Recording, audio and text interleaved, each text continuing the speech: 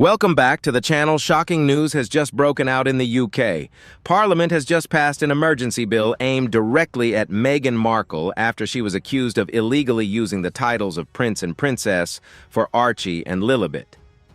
This is considered an unprecedented challenge to royal law, and now Meghan is not only facing public outrage, but also the risk of being summoned to court. Let's take a closer look at this dramatic confrontation right now.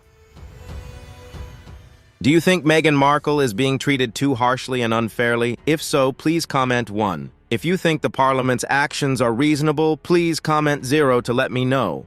And now enjoy the video and don't forget to leave a subscribe to support the channel.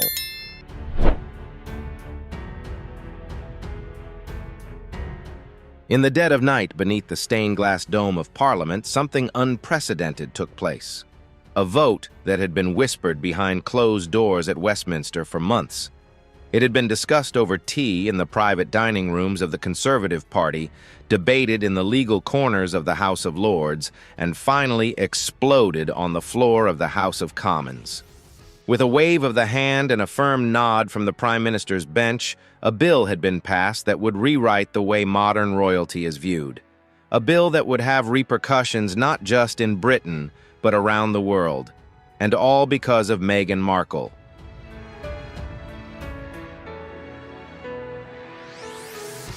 Yes, it was Meghan who walked down the aisle to join the House of Windsor. It was Meghan who once represented the fresh face of the modern monarchy hailed by some as the future of royal diversity, who was now accused of misappropriating royal titles. Titles not for herself, but for her children.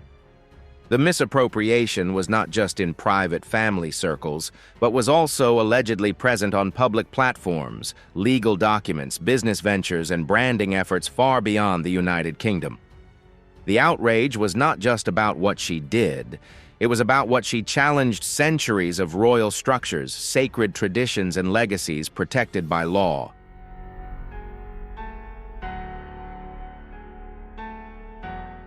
What triggered the crisis was not a single event, but a pot of water that boiled over.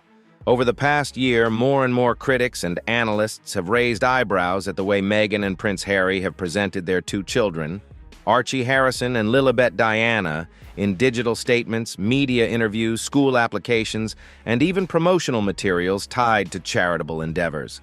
The titles Prince Archie and Princess Lilibet began to appear.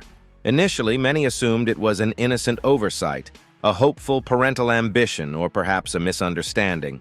This is because the rules around royal styles and titles are often fluid and easily misinterpreted, especially for children born outside the direct line of succession.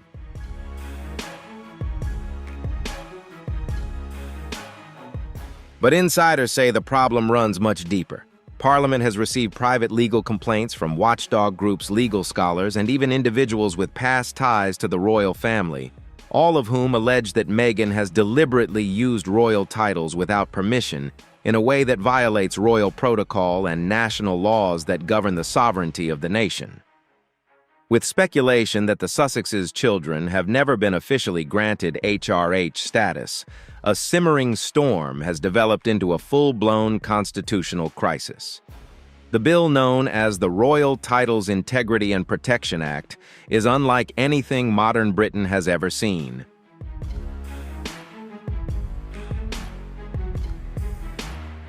The new bill, which has just been passed by the British Parliament, has caused a stir by officially putting Meghan Markle under legal control. According to the text, Meghan has exactly 14 days to remove all unauthorized uses of her royal title from public documents, her personal website, her business papers, and even the school records of her two children, Archie and Lilibet. If she fails to comply, she will face a summons from a UK court. The listed charges include impersonating a member of the royal family, title fraud, and a serious breach of the Royal Titles and Styles Act 1953, a law that has never been used in a court case before.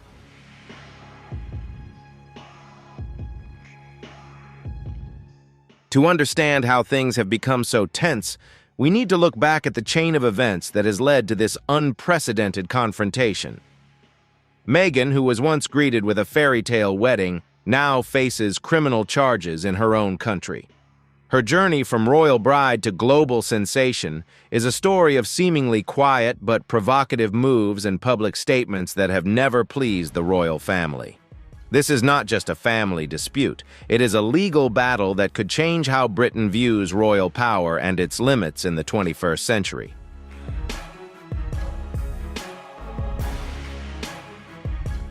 The story of Meghan and Harry's departure from royal duties has been well documented, but the story of what happened next, the quiet battle over identity titles and legitimacy, is still unfolding.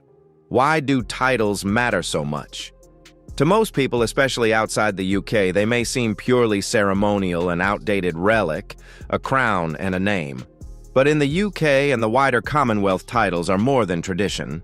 They are titles established by law conveying constitutional authority, royal inheritance, and access to the mechanisms of the monarchy.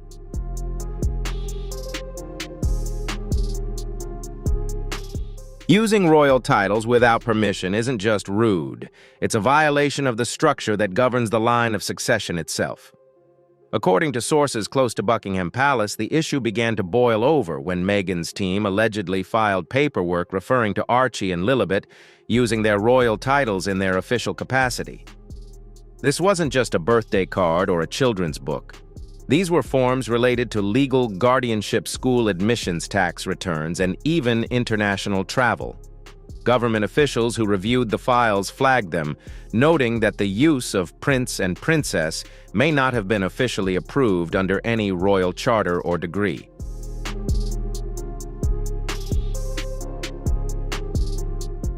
But what really escalated the situation was the digital footprint.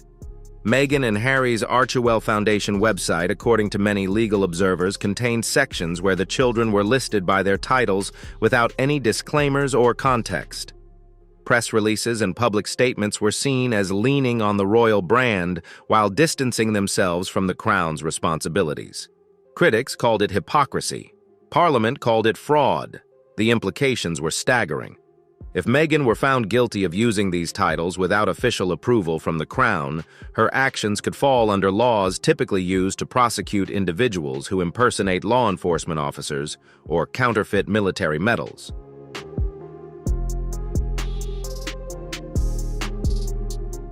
This is more than just a slap on the wrist. If found guilty under the new bill, Meghan Markle could face significant fines and be forced to publicly correct false statements about her royal title. In the most serious scenario, she could even be banned from entering the UK based on national security protocols. This leaves many wondering, how did a seemingly personal dispute escalate into a state matter with direct intervention from Parliament?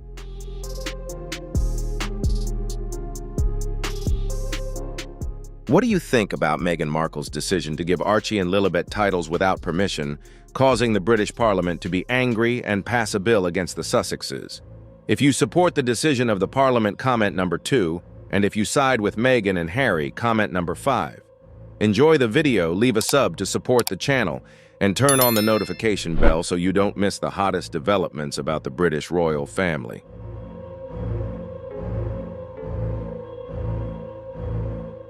According to reports from The Times and The Guardian, the story has been brewing since early spring when members of the House of Commons began discussing the Sussexes' unchecked use of their royal titles abroad. Pressure has come from conservative groups, legal scholars, and traditionalists concerned about the dangerous precedent that commercialization of royal titles would set. Conservative MPs, along with a significant portion of the Labour Party, have pushed through the bill called the Protection and Integrity of the Royal Titles Act, which passed its first reading with remarkable speed and bipartisan support. Even skeptics were surprised by the determination and speed with which Parliament moved.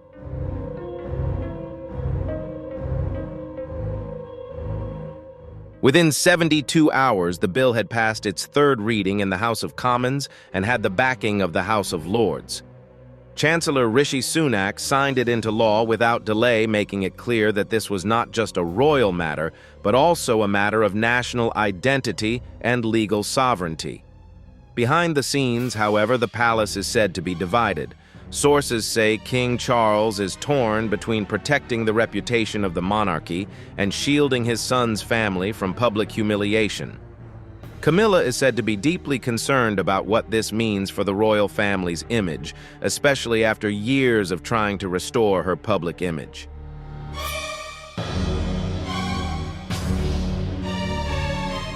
Prince William, on the other hand, is said to have quietly supported the move as a way to strengthen the crown's authority and cut off what he sees as dangerous brand manipulation.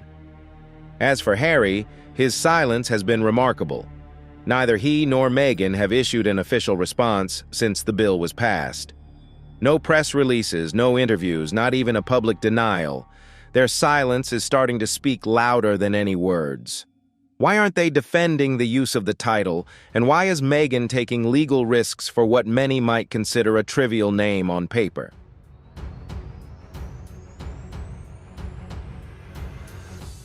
The answer may lie in the lucrative branding power that comes with being a royal, especially in Hollywood. Titles open doors, help land interviews, and bring prestige, admiration, and even sponsorship. For a woman whose life revolves around media deals, children's books, and social engagements, the words prince and princess carry a marketing heft that few other terms can match. But British law is not concerned with American-style branding, and the monarchy especially now seems unwilling to let symbol overwhelm structure.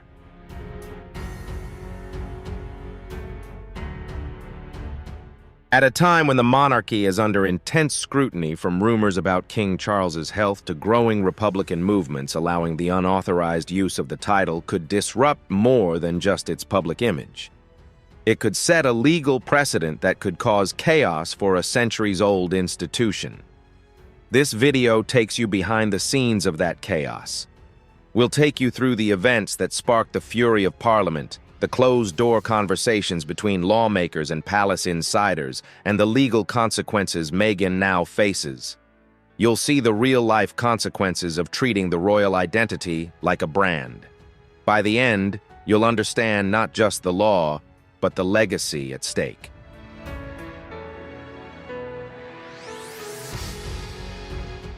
The first real crack didn't come from a dramatic court filing or an eloquent speech in Parliament. It came quietly via a seemingly innocuous social media update posted on the Archie Foundation's website. Tucked into a message celebrating Lilibet Diana's birthday, a line caught the attention of keen observers. "We are delighted to celebrate Princess Lilibet's special day with community donations made in her honor." The word princess wasn't just a parental term of endearment, it was official, deliberate, and repeated. Within hours, the story had gone viral on royal-watching forums.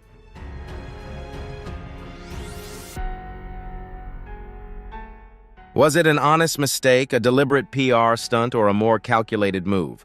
For many in Britain's ruling circles, this was more than just a branding strategy. It was a red line that Meghan Markle had finally crossed.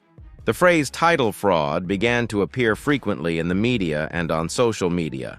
Retired civil servants, constitutional scholars, and royal law experts began to comment publicly. At the same time, many former royal aides whispered to the press that Meghan's use of royal titles for her children had been a simmering concern at Buckingham Palace for more than a year.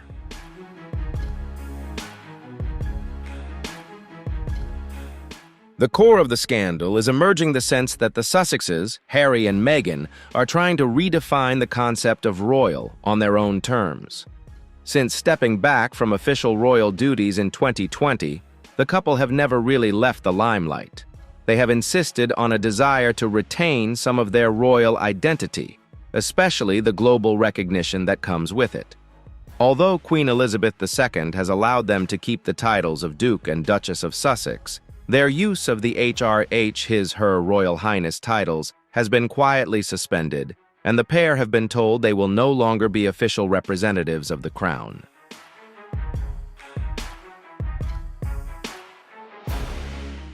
What followed was a complex dance between respecting the institution and exploiting its presence. Meghan and Harry launched multi-million-dollar content deals, published memoirs and children's books, and spoke at global summits. They carefully cultivated a hybrid identity, no longer working royals, but still close enough to the royal family to attract attention on the world stage. For months, the strategy worked. The Archwell Foundation attracted high-profile donors, and their Netflix documentary series broke records. Invitations to the Met Gala and other elite events quietly trickled in.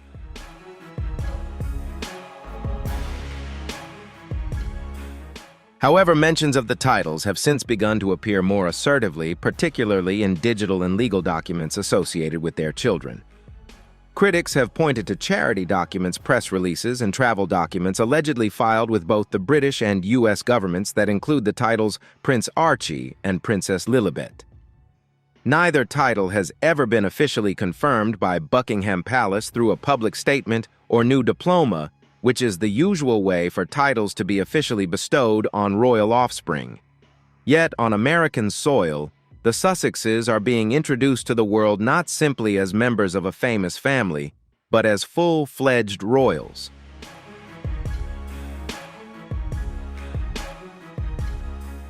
Schools reportedly listed them by title on admissions documents and even tax forms, and legal documents related to California residency reference the titles. What was once subtle became unavoidable. The situation became serious when British reporters discovered a legal document attached to a U.S. trademark application. The document, allegedly filed by a representative of the Archwell organization, referred to Her Royal Highness Princess Lilibet Diana of Sussex in a section related to branding and publishing. For many royal experts, this was irrefutable evidence as it tied the title to commerce.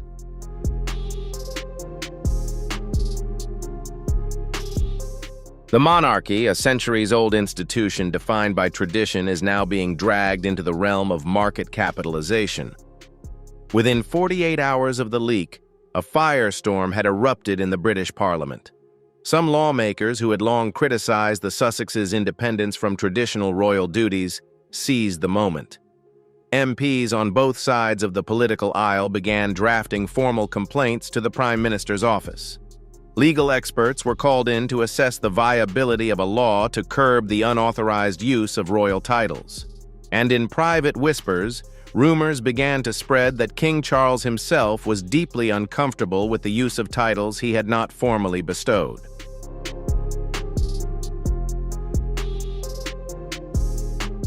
The issue is not just about branding. It goes to the heart of what the monarchy means to the British public. If a former royal can bestow titles on their children outside the authority of the crown, what stops others from doing the same? Could any descendant of a royal simply declare their child a prince or princess? Could someone marry into the family, abandon their duties, and still claim the prestige of royal lineage for their children? For some in Parliament, that possibility represents a constitutional collapse. At the heart of the outrage is the idea that royal titles are not decorative.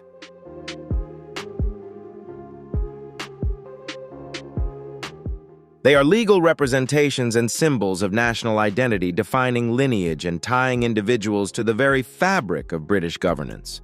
Unauthorized use threatens not only the perception of the monarchy, but also the functional integrity of the succession. With King Charles's reign still relatively new and public sentiment towards the crown shifting following the death of Queen Elizabeth, there has been growing pressure on Parliament to assert legal control. The push for action has escalated after a number of legal figures, including a retired High Court judge and a former Solicitor General, published editorials. They argued that unapproved use of the title could constitute a breach of the Royal Titles and Styles Act.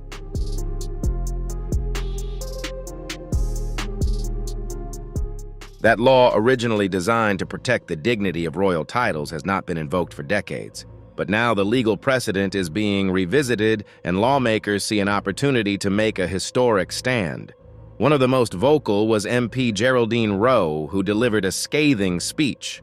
"We cannot allow individuals who have abandoned the responsibilities of the monarchy to continue to exploit its assets in ways that benefit them financially," she said. "They are diluting what it means to the rest of us," she continued. "Royal titles are not toys. Using them without authority is not only dishonest, it is dangerous."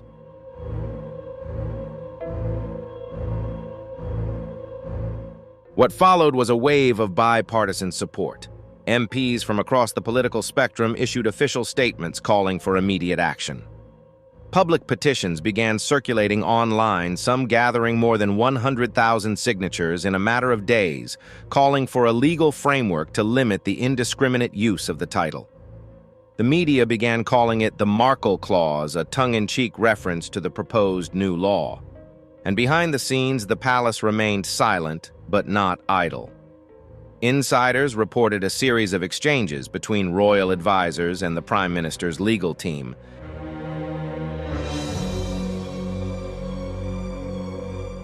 A senior aide to King Charles is said to have been involved in drafting early versions of the bill. He helped define language that would protect the interests of the monarchy without inviting accusations of political interference. For the first time in decades, the Crown and Parliament appear to be acting in unison. Meanwhile, Meghan's team has remained remarkably silent. There have been no rebuttals, no interviews, no legal filings challenging the allegations. This lack of response has only added to the public perception that something serious is going on behind the scenes.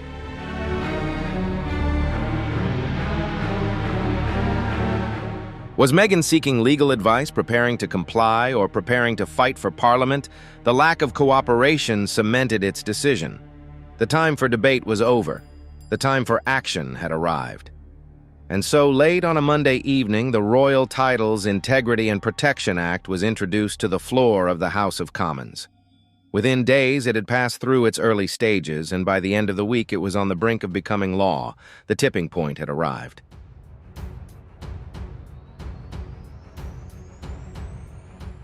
A high-profile couple's attempt to brand themselves through their royal heritage has sparked a legal and political backlash.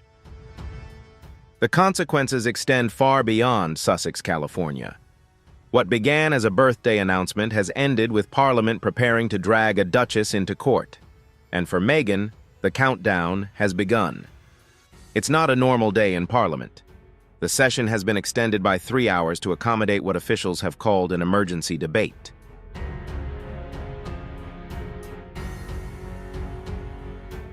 The subject had not initially appeared on the public agenda. The sudden inclusion of the Royal Title Protection and Integrity Bill sent shockwaves through the media and political establishment. Journalists, accustomed to predictable discussions of tax policy and infrastructure spending, were scrambling to cover it. It was perhaps the most explosive piece of royal-related legislation since the abdication crisis of 1936. The Speaker of the House of Commons entered with a frown on his face, his gavel coming down harder than usual. He called for order as murmurs spread through the chamber.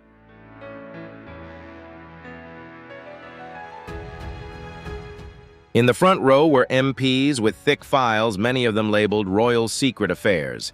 Tension hung in the air. Those familiar with the inner workings of Parliament could tell that this was not a ceremonial move designed to generate headlines. This was a serious matter, and there was a sense in the chamber that something had gone too far. The institution of the monarchy needed to be protected through legislative action. As the formal debate began, the bill's sponsor, Conservative MP Jonathan Aldridge, stood up to speak.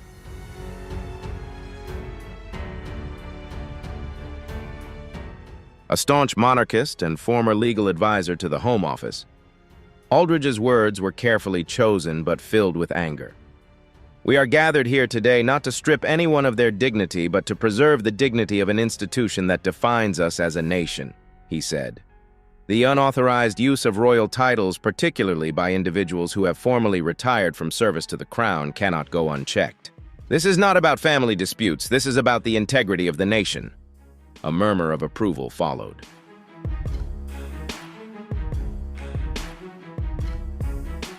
On the opposite bench, Labour MP Saffron Woodgate stood next. Not a known royalist, Woodgate surprised even her colleagues with the seriousness of her tone.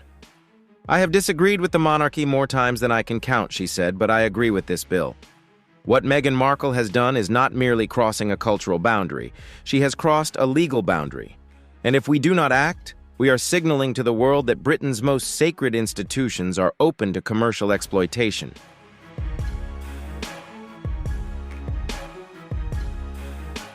The chamber erupted in cheers and applause, briefly interrupting the debate as the chair banged the gavel and called for silence.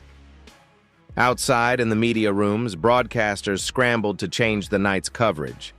BBC analysts whispered into earpieces while Sky News tweaked graphics mid-air.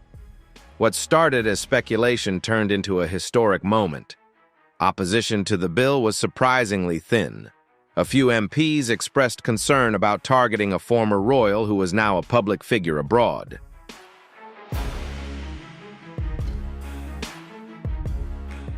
Liberal Democrat MP Hannah Markham warned of the international backlash that could result from pursuing legal action against a former duchess now living in the U.S. Let us be careful not to make martyrs of those who still want to reconcile with this country, she pleaded. But her words were met with tepid applause, quickly drowned out by a rebuttal from a Scottish National Party MP who reminded the chamber that reconciliation begins with accountability. The frustration was consistent across the party lines.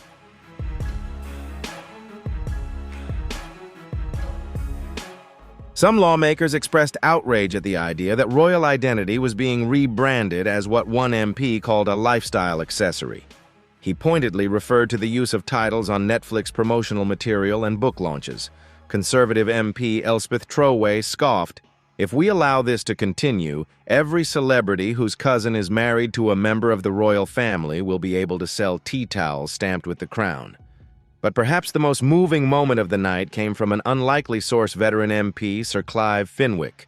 He has been a quiet presence in the House of Commons for more than 30 years.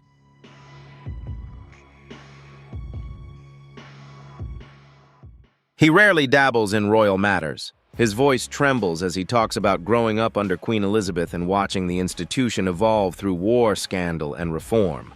The monarchy is not perfect, he says. It has stumbled, it has been criticized, it has even been vilified. But it has survived. It has endured because it is anchored by rules. And rules, when broken, are an invitation to chaos.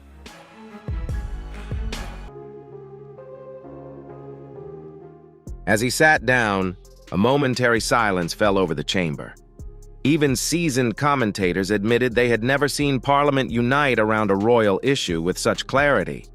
The bill itself was simple in wording but powerful in its impact. It imposed criminal penalties on individuals who use British royal titles in any official legal or commercial capacity without the approval of Buckingham Palace or the monarch. It created protections for satire and fiction, but made it clear that any real-world use tied to a contract financial gain or public representation would require the approval of the Crown.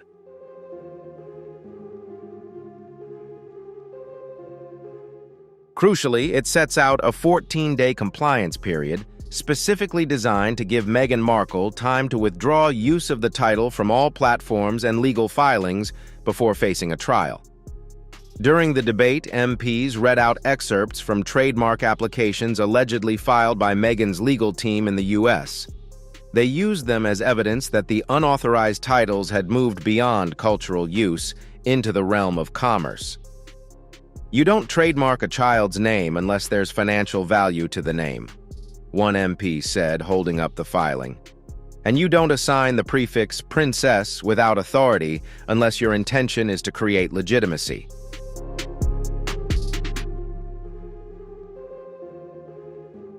One of the more surprising revelations came when a minister confirmed that the Prime Minister had received a live briefing from Buckingham Palace on the matter in recent weeks. The palace is said to have expressed deep concern about the reputational damage caused by the continued misuse of the title. They also urged Parliament to take whatever action they considered appropriate to protect the monarchy's standing. The revelation that the royal family had been quietly encouraging legislative action was met with gasps of astonishment from the press. While the royal family typically avoids influencing Parliament, their rare intervention underlined the seriousness with which the palace views Meghan's actions.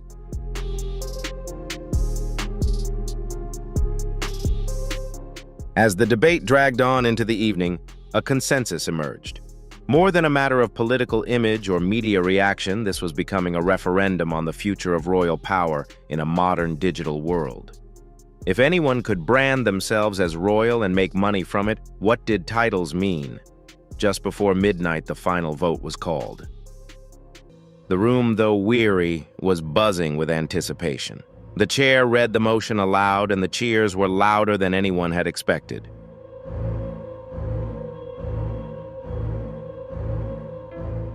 Harry thought about how family traditions are passed down. They're not always written down or spoken aloud. Sometimes they're expressed through the things people leave behind for each other. A small item like this watch can carry more meaning than anything else. It can convey things that words can't express, holding stories that only time can tell. This watch had done just that. It had moved through generations in the family without ever being forgotten, and now it had come to Archie, creating a thread that connects the generations.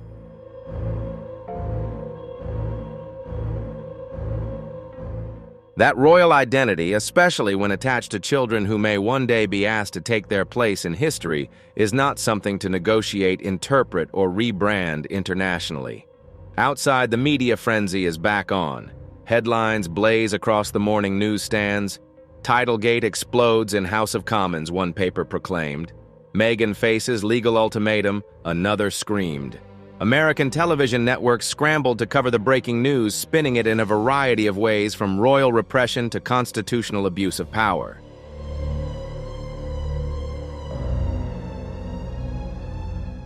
But inside Westminster, the mood was neither celebratory nor vengeful. It was calm, determined, and acutely aware of the historical weight of what had just happened. The heated debate did more than expose the cracks in the Sussexes' story. It forced Britain to confront anew the question it had been avoiding since Harry and Meghan left the palace gates. Can someone really leave the monarchy while still carrying its crown in their pocket? At first glance, the Royal Titles, Integrity and Protection Act seemed straightforward.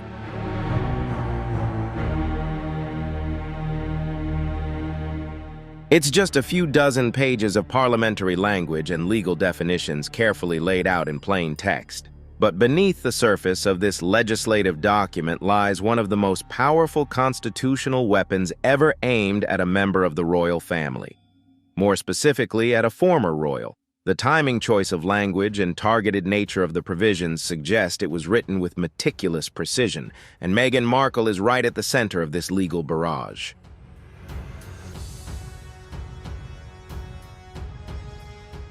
The bill's formal preamble begins, "An act to preserve the dignity and constitutional role of royal titles in the United Kingdom." It also aims to prevent their unauthorized use in any capacity that may mislead the public, create commercial advantage, or misrepresent the official lineage and heritage of the crown. That first sentence isn't just bureaucratic, it's intentional. It sets the tone for a law that isn't meant to address a hypothetical abuse, but rather to intervene in a real ongoing crisis. The bill is divided into 5 sections, each covering a separate area of enforcement.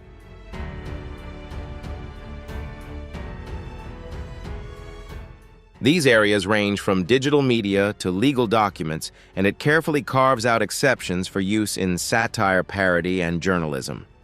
In short, it's not about policing language. It's about restricting the unauthorized use of titles in any context where they might imply legitimacy, endorsement, or institutional connection. Part 1 of the bill sets out the definitions.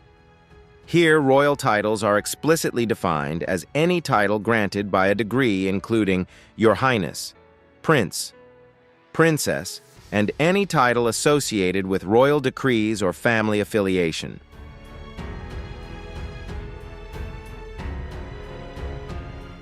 Importantly, the bill clarifies that the presence of a family connection does not automatically grant the right to use it. This is important because it addresses a gray area that Meghan and Harry often relied on, that their children are entitled by birthright to those titles. Under this law, birthright is not a defense.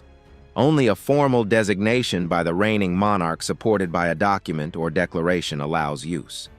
Section 2 outlines specific prohibitions. It prohibits the use of royal titles in any public documents, promotional material, or digital platforms unless authorized.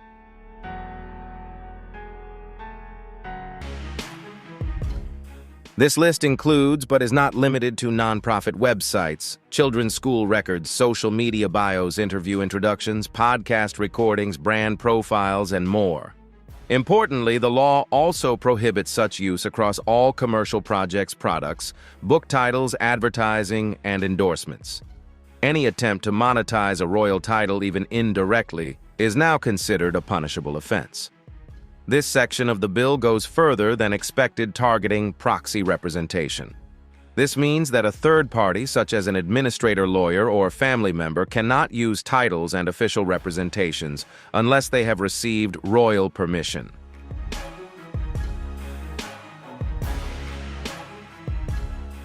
This wording eliminates the possibility of plausible deniability or outsourced branding decisions.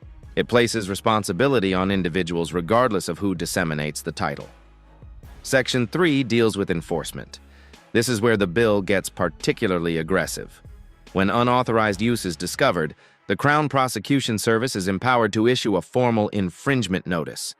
This notice requires compliance with the removal of the unauthorized title from all platforms and media within 14 calendar days.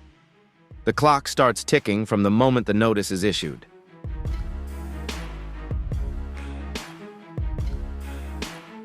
Failure to comply would automatically trigger a summons to appear before a UK High Court judge.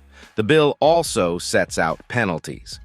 First-time offenders would be fined up to £250,000 for each instance of misuse of the titles. That means if the titles appeared in 10 different legal or commercial documents, Meghan could theoretically face a total fine of $2.5 million. More importantly, repeated or deliberate breaches could result in criminal charges with penalties including a formal ban. In extreme cases, UK-based assets tied to brand activity could be frozen.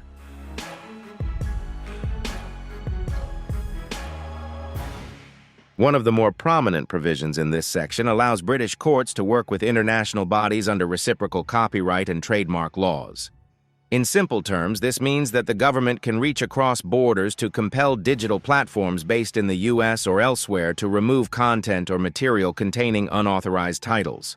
While enforcement would require cooperation through mutual legal assistance treaties, this mechanism has now been codified in law. The provision is clearly designed to prevent the Sussexes from using US-based protections to shield their branding activities from UK scrutiny. Section 4 deals with exemptions.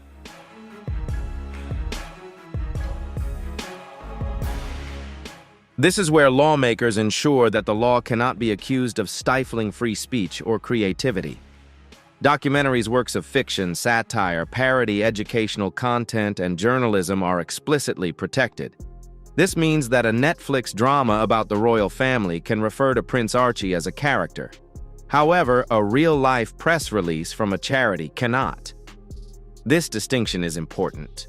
It is the intention and representation that matters, not simply the words used. Finally, Section 5 outlines the mechanisms for complaints and review.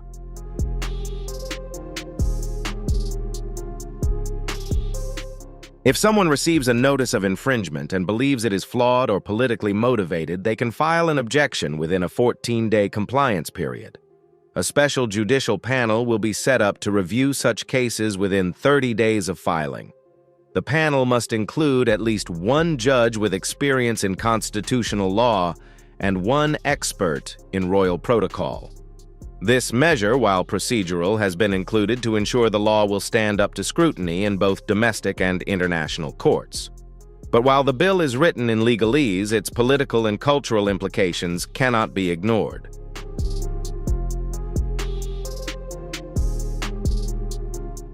The bill does not name Meghan Markle, and no specific incident is mentioned. Yet every observer, every MP, and every member of the press understands that this legislation is not a blanket protection. It is a direct response. It is a law born of frustration, of constitutional anxiety. It also stems from a growing belief within the British establishment that the royal identity is not something to be marketed, monetized, or mishandled even by a former duchess.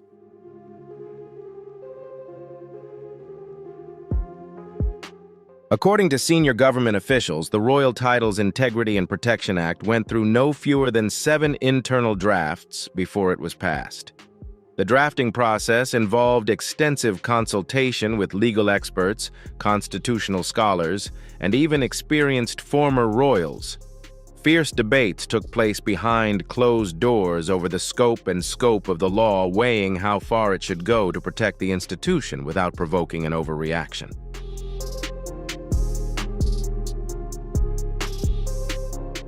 Some early drafts proposed revoking the titles altogether, while others wanted to place the use of them under direct control of the Privy Council.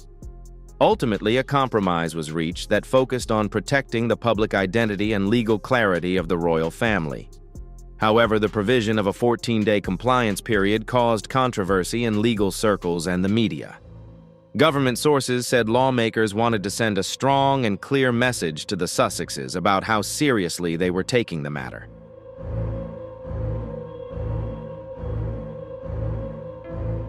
This isn't about symbolism, it's about implementation, and they want Meghan to know that hesitation will be seen as resistance. Silence, they imply, will speak volumes. What makes the bill all the more explosive is its timing. Introduced so soon after Meghan and Harry's most recent appearance at a high-profile Hollywood event where they were introduced with eye-catching titles, it feels like an act of retaliation. But defenders say it's too little too late.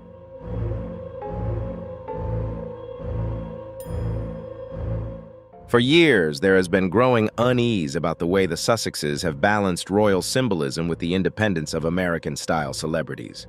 The law, they say, merely restores lines that should never have been blurred. But legal experts warn that enforcement will be challenging. Cross-border enforcement is notoriously slow, and Meghan is no longer a UK resident. While her projects may include links to Britain, most of her operations are based in the US. But the message is clear: the UK will no longer allow royal status to become a global free-for-all.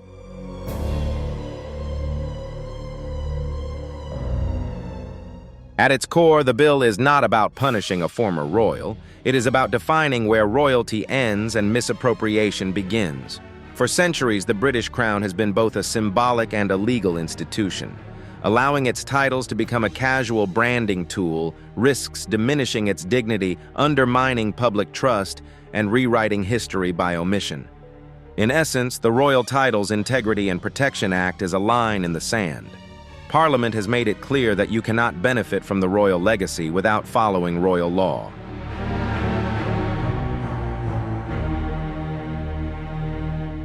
Titles are earned, not assumed, bestowed, not borrowed, and anyone, regardless of reputation, fortune, or family name, who tries to treat them otherwise will face the full force of constitutional justice. The passage of the Royal Titles Integrity and Protection Act sent shockwaves far beyond Westminster. Within hours of its passage, lawyers began parsing every line of the text. Digital media companies across the UK combed through their archives to ensure compliance. Talk shows invited constitutional experts overnight, and quietly behind the glass doors of London law offices, the legal purge of Meghan Markle began to unfold.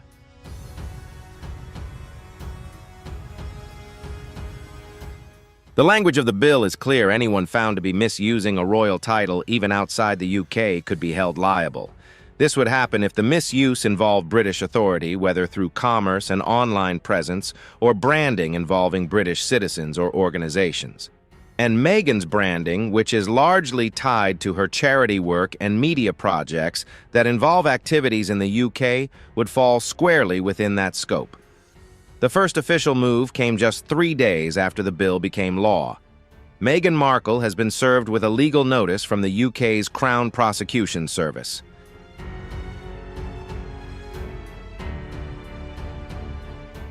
The proceedings were not dramatic. There were no police officers present or televised confrontations. Instead, the formal notice was sent via diplomatic mail to Meghan's legal representatives in Los Angeles. But the letter came with a clear deadline. She had just 14 calendar days to fully comply. That meant removing all digital mentions, all press releases, and eliminating any official appearances of Prince Archie and Princess Lilibet in any setting that suggested official royal recognition.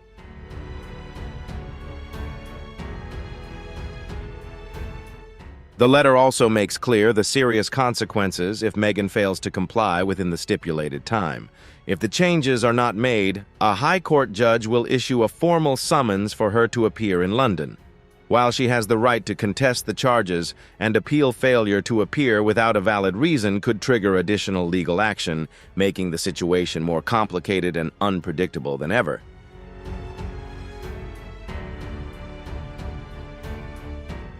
These mechanisms include asset searches and public reprimands. Legal analysts were quick to comment. Some said enforcement would be difficult because Meghan is an American citizen residing in the United States. She has no active businesses in the UK beyond a few charities and a small publishing estate. Others disagreed, pointing out that branding, digital platforms, and even charitable work tied to the royal image are still subject to British scrutiny if they affect British citizens or use identifiers associated with the monarchy.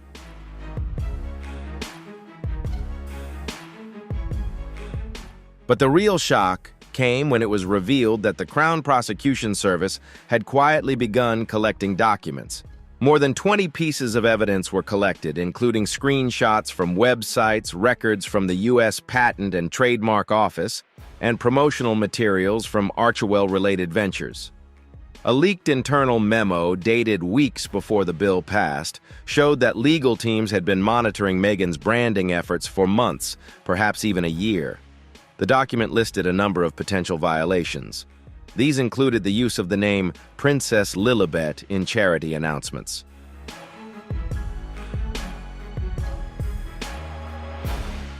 The list also includes the inclusion of Prince Archie in sponsorship recognition letters sent to British citizens. It also includes appearances in children's books and educational content marketed under royal-style designations. Even mentions in Meghan's speeches at public events are listed. The memo argues that each case was presented without formal recognition from the British monarch, violating constitutional customs and legal frameworks. In response, Meghan's legal team issued a brief statement to select U.S. media outlets.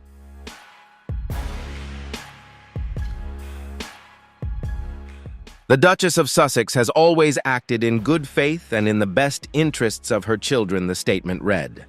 She has not received any formal communication challenging her use of the titles bestowed at birth under current royal protocols.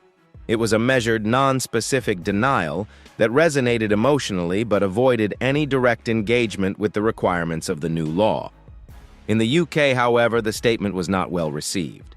MPs accused her of defiance. Commentators said the wording implied Meghan viewed her children's royal status as something inherited and irrevocable, regardless of the Crown's views.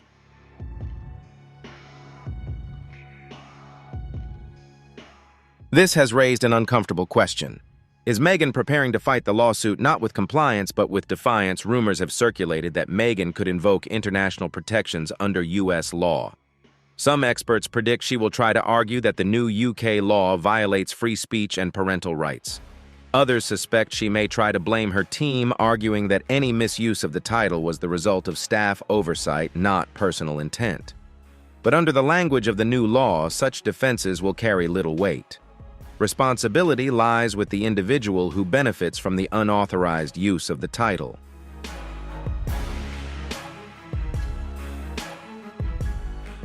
In the days that followed, British legal authorities began preparing for a potential high-profile confrontation. Judges were notified and a legal panel was chosen to consider Meghan's appeal. Digital forensics experts began preserving evidence of her use of the title in case Meghan tried to erase her digital traces and deny the violations. What began as a political ruckus now had all the makings of an international legal battle. Amid the legal storm, there was also talk of enforcement.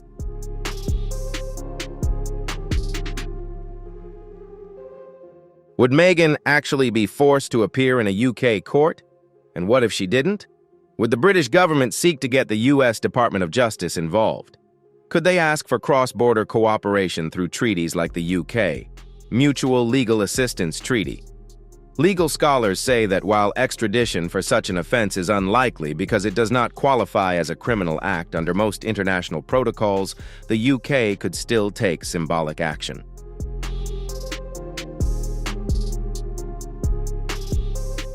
This could include travel restrictions and asset freeze on any UK-related accounts, or an official reprimand that would follow her public image across the Commonwealth. If Meghan tries to visit the UK in the future, such as for a royal event, a funeral, or a charity event, she could be served with paperwork upon entry. Pressure is also starting to mount in unexpected places. Several British charities that have worked with Archie well have received letters from their legal departments advising them to remove or revise any advertising that references the Sussexes' royal titles. A prominent children's literacy organization quietly removed the name Princess Lilibet from its website over legal concerns.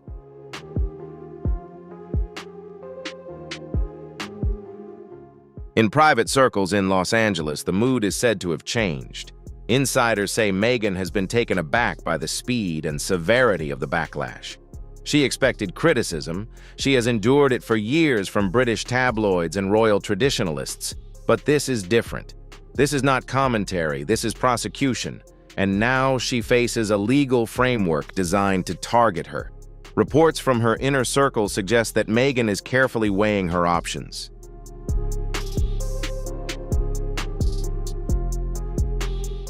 Will she fight and turn the incident into an international human rights debate, or will she quietly comply and let the public outcry die down? Each option has consequences. Complying could be seen as an admission of guilt, potentially damaging the image of principled independence the Sussexes have carefully cultivated. On the other hand, defiance could escalate the situation into a transatlantic legal battle, drawing Archie and Lilibet even further into the public eye. Complicating matters further is the question of Prince Harry's role. So far, he has remained silent.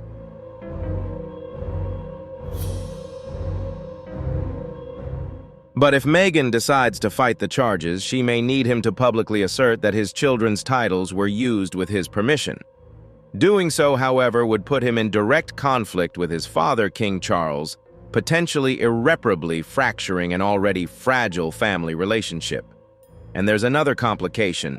If Meghan faces legal action, any public defense could open the door to cross-examination. Her legal team would be forced to produce documents, emails, internal memos, and branding plans that could reveal how carefully her use of the titles was calculated. If it becomes clear that the titles were deliberately used to build a brand and make money, public sympathy could evaporate even among her supporters in the United States.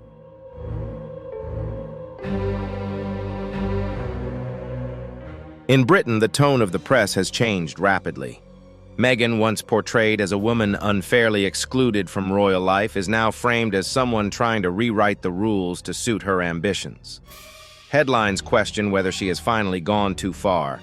Commentaries debate whether the royal family should ever be allowed to become a private brand. Even voices who once defended Meghan have begun to express concern. The legal consequences are no longer theoretical. They have begun. The countdown to the 14-day deadline is ringing louder with each passing hour.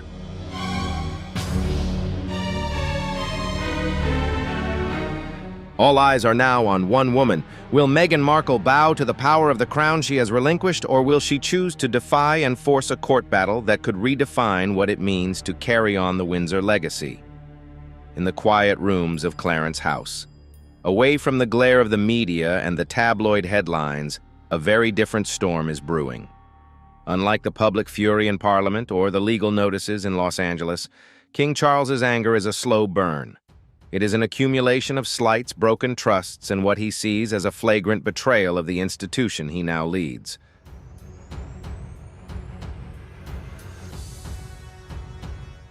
This isn't about political theater or brand battles.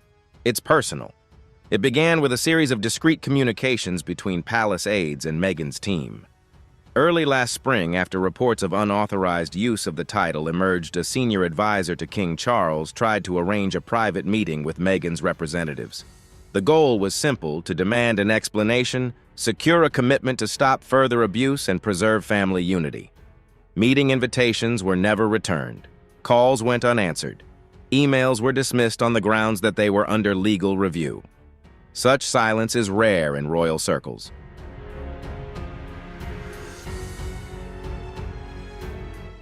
Normally, even the most estranged family member would respond through an official channel, but Meghan's avoidance only added to Charles's frustration. To him, it signaled a disregard not only for the rules of the monarchy, but also for the personal appeals of a father who had always treated her with kindness. In private palace, staff noted that Charles felt emotionally and institutionally hurt. A second, more urgent attempt at outreach came in writing a letter drafted by Sir Christopher Geidt, the king's trusted private secretary.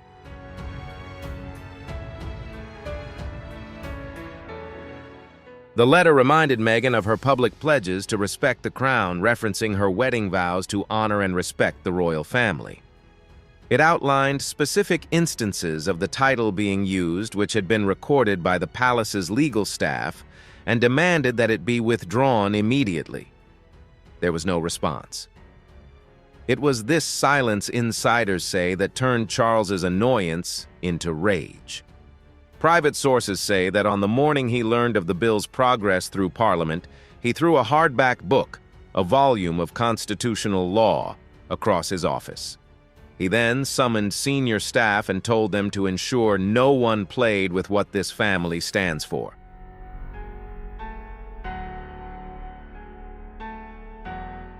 Charles's private fury was not directed solely at Meghan. Much of his anger was directed at advisors he believed had mishandled the situation. Some senior courtiers are said to have urged caution, warning that legislative action could appear vindictive. Others suggested the matter could be resolved quietly through palace protocol. But Charles, still mourning his mother's legacy and determined to protect his own dynasty, dismissed them. He believed a tough public response was needed to demonstrate that the crown would not be undermined by celebrity influence.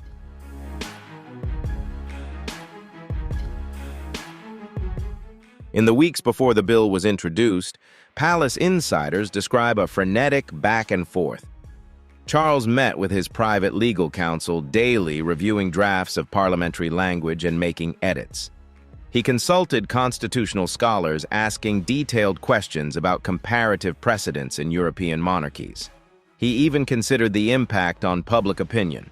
He asked advisors to prepare briefing papers on historical public reactions to past royal disputes. At the heart of his private consultations was a single question.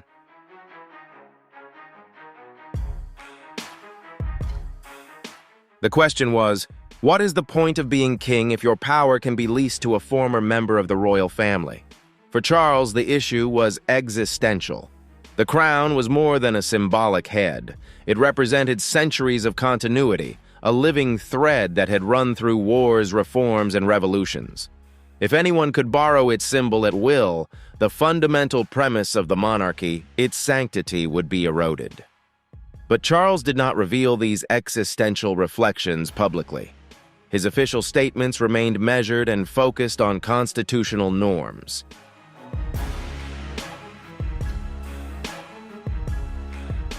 In a rare brief speech to the audience, he simply noted that the integrity of the crown must be maintained. It was a nod to the fact that the family, through him, had commissioned the law to protect it. Behind closed doors, however, his words were far more strident. In private letters to his eldest son, Prince William Charles admitted that he felt slighted and disrespected by the Sussexes' actions. William, who had quietly supported the bill in Parliament, responded in a letter of solidarity. "Father, I stand with you. The crown must be protected."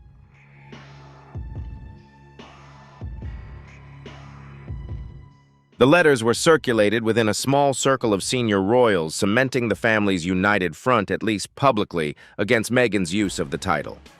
But not everyone in the royal inner circle agrees with Charles's approach. Some worry that the spectacle of public family conflict will do more harm to the monarchy's image than Meghan's mistake. Senior aides question whether the king is letting personal feelings override constitutional action. One described the atmosphere as tense, somber, and haunted by what-ifs.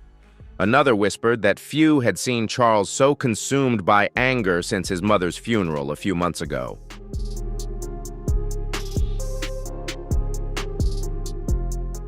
The king, however, pressed on. He ordered that no palace events involving Archie or Lilibet could go ahead until the title issue was resolved. He quietly asked press officers to prepare talking points to deal with potential leaks or misinformation from the Sussexes. He even ordered his security team to monitor any public events Meghan and Harry attended in the UK if they chose to test the boundaries of the law. The private fury reached a fever pitch the evening before the bill's final reading in Parliament. According to insiders, Charles dined alone in the royal chapel at Buckingham Palace.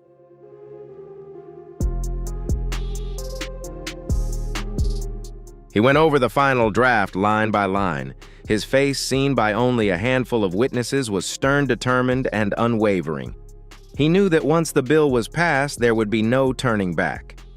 At 11:47 p.m., the king sent a brief coded message to the prime minister: proceed as agreed. It was the green light Parliament needed to complete the bill. Months of private rage, fueled by silence and perceived betrayal, was transformed into decisive legislative action that would define the early years of Charles's reign.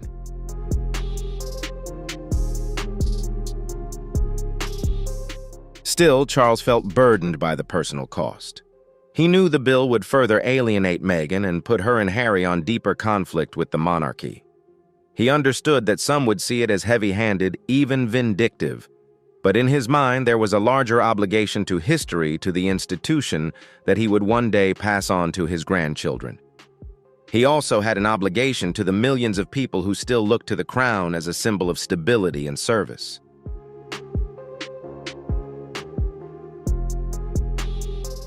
After the bill passed, Charles briefly retreated to Balmoral in Scotland, seeking peace in the Highlands. There, amid the heather-covered hills, he reflected on the extraordinary steps he had taken. He considered the precedent he had set the Act of Parliament, specifically targeting a member of his own family, and he wondered, as kings before him had, whether the weight of the crown would ever allow for a simple pardon. But for now, there would be no pardon. The next move was Meghan's, and Charles would be watching closely.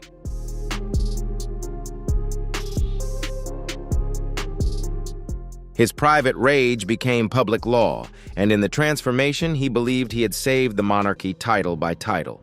Within hours of the Crown Prosecution Service's compliance announcement, Meghan Markle's team was in crisis mode. Until then, their public messages had been carefully calibrated to balance sympathy and strength. They had portrayed Meghan as a modern royal navigating ancient traditions, a woman who had endured relentless media scrutiny and institutional bias. But now, with a binding legal deadline and the threat of a subpoena hanging over their heads, the Sussexes faced a dilemma.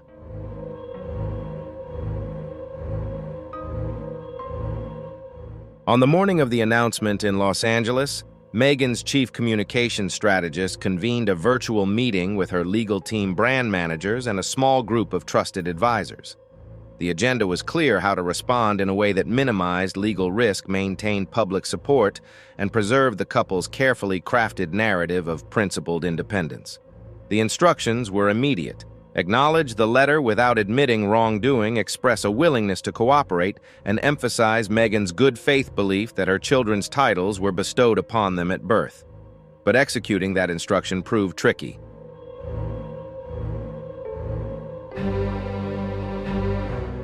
A simple press release risks being perceived as a cliché. A live interview might open the door to hostile questions. Instead, the team developed a three-pronged approach. The approach focused on an open letter, controlled social media messaging, and selected sympathetic media placements. First was the open letter, which was posted on Archewell's website under the headline, "A Mother's Duty." The letter was addressed directly to our friends and supporters around the world.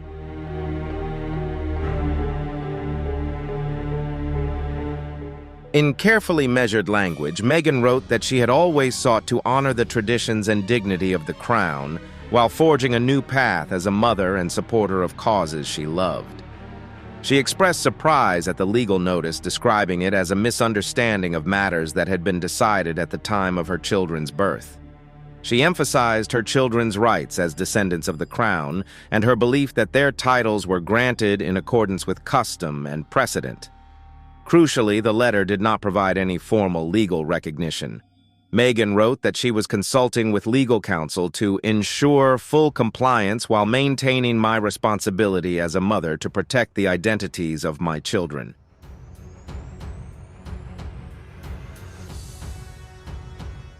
The wording is meant to signal respect without conceding empathy, without surrender. It also serves to buy time. By committing to consultation, Meghan can argue that any unapproved use is due to a lack of understanding rather than deliberate fraud. To support the open letter, the Sussexes' social media channels have posted a series of curated images. There are family photos from happier times, behind-the-scenes shots of Meghan volunteering with children's charities, and archived images of royal births from previous generations. The captions that accompany each image reinforce the theme of inheritance generation after generation, a legacy carried on a mother's promise.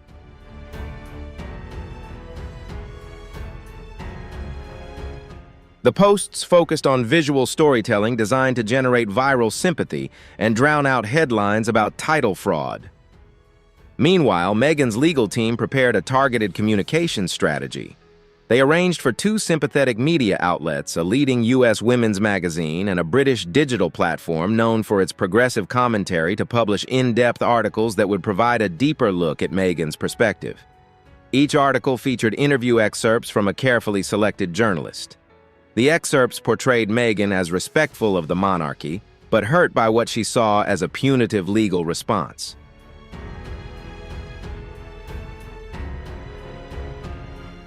One such article included the words, "I left the institution, but the institution never left me or my children." The intention was to frame the story as a confrontation between Meghan's heart and the cold machinery of the crown.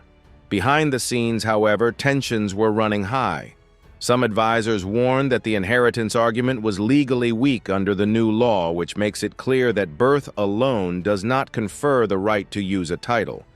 Others warned that framing the issue as a private family matter risked alienating Parliament, whose support the Sussexes still need for any future negotiations over the role of their children.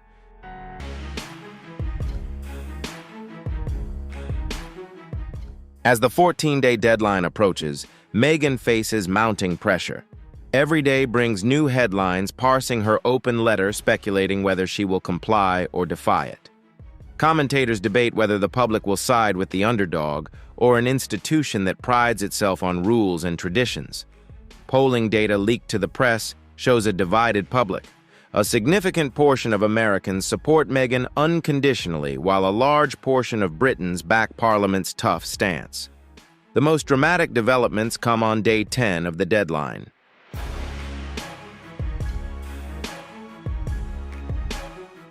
On that day, an excerpt from Meghan's upcoming memoir was published in a prestigious magazine. In it, she describes her wedding day as the moment I became part of something bigger than myself, bound by vows to serve a family and a country. She writes of the joy of holding her newborn daughter, believing that the crown would welcome her children as fully as it had welcomed her. The passage ends with the poignant line, "I still believe in that promise." The memoir excerpt was meant to reinforce Meghan's sincerity, but it also had unintended consequences.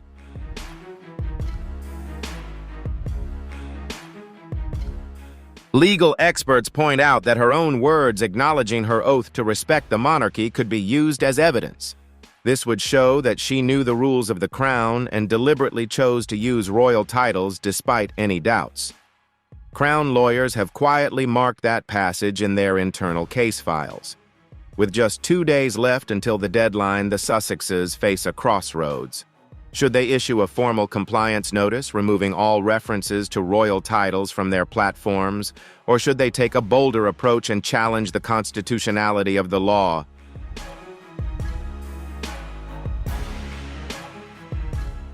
One camp argued for immediate compliance, arguing that Meghan's public image could recover more quickly after an act of contrition. Another camp feared that compliance would be seen as a legal failure, undermining years of branding focused on autonomy and empowerment.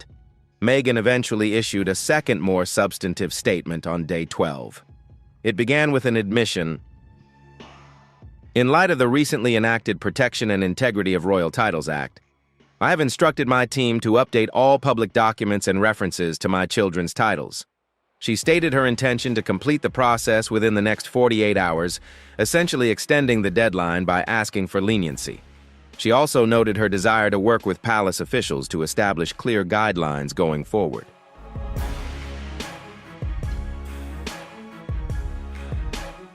The announcement stunned many observers. It signaled that Meghan was willing to comply, but only on her own terms. She framed the move as a gesture of goodwill while still emphasizing her belief that the law was too broad and potentially harmful to her family. Critics called it a half measure and hypocritical. Supporters hailed it as a graceful compromise. In London, the Crown Prosecution Service (CPS) examined the statement. Officials noted that Meghan's pledge covered digital content and advertising, but did not address third-party use such as school records, trademark records, or documents from charity partners.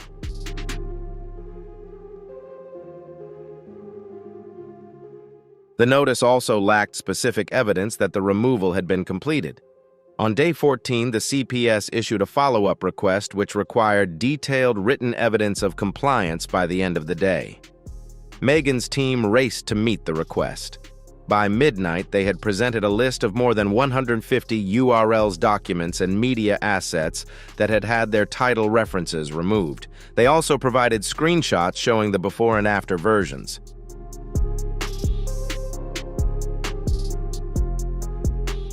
They also provided letters from several UK-based charities confirming that they had updated their documents accordingly.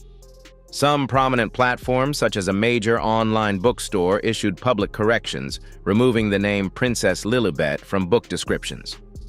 That night, the Sussexes breathed a sigh of relief. Meghan had complied, at least in the narrow sense the CPS meant, but the underlying conflict remained unresolved. While Parliament acknowledged compliance, it made it clear that it would remain vigilant.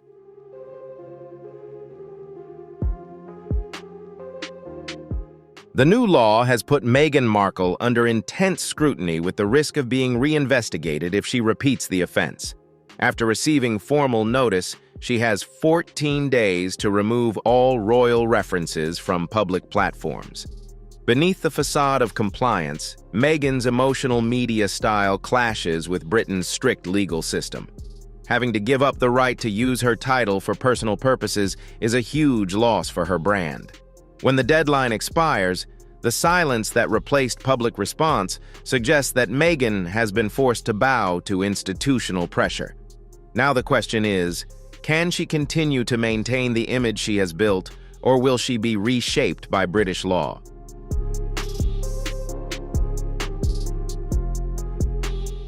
This incident is pushing the relationship between the Sussexes and the British royal family to the brink of unprecedented tension. Will Meghan comply with Parliament's request or resist to the end? Is this just the beginning of a long legal battle? Share your thoughts in the comments section below. Don't forget to like the video, leave a sub to support the channel, and turn on the notification bell so you don't miss the next hot developments. Breaking Meghan and Harry under fire amidst explosive financial scandal. What began as a tale of royal defiance and fresh independence has spiraled into shocking allegations involving massive financial misconduct. Are Meghan and Harry on the brink of arrest? In this video, we uncover the latest jaw-dropping updates, delving into suspicious transactions, questionable deals, and hidden money trails. Stay tuned as we unravel every detail of this breaking story. What's your take on Meghan and Harry's financial drama? Think an investigation is coming? Drop a 1 in the comments, if not leave a 0. Enjoy the video and don't forget to subscribe to support the channel.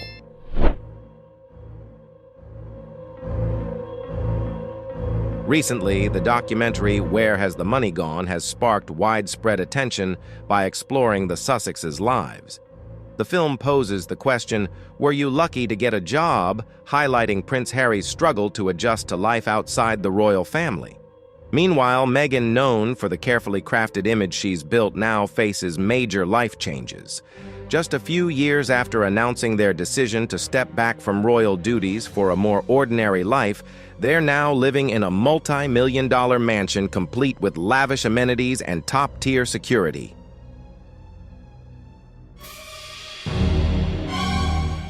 Meghan once said they left the royal family to live a normal life, but the reality tells a different story. They now live in a $14.6 million Montecito estate, secured by electronic gates, armed guards, and round-the-clock protection. Their lifestyle mirrors that of Hollywood royalty, Meghan in pricey evening gowns and driving an armored Range Rover, while Harry earns millions from paid speaking gigs. This reality sharply contrasts the public image they crafted, struggling, resource-limited individuals relying on friends.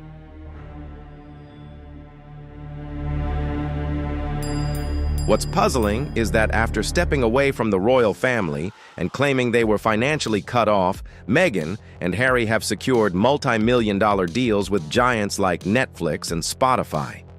They've also inked a lucrative memoir contract with Penguin Random House. This has raised questions: how are they earning such huge sums? The contradiction becomes even clearer when recalling Meghan's tearful Oprah interview, where she said she had to lean on friends for support.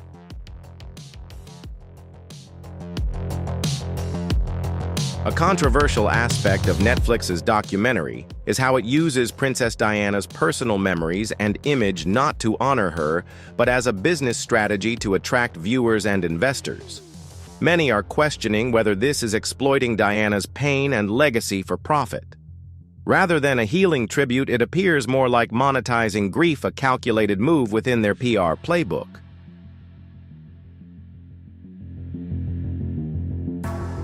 Meghan and Harry's lives today have evolved beyond the tale of two young people chasing a fresh start. Instead, they showcase how every aspect, from personal emotions to family stories, can be turned into financial capital. This prompts a crucial question: is their path truly one of self-discovery, or simply a savvy business strategy that leverages emotions and family legacy for profit?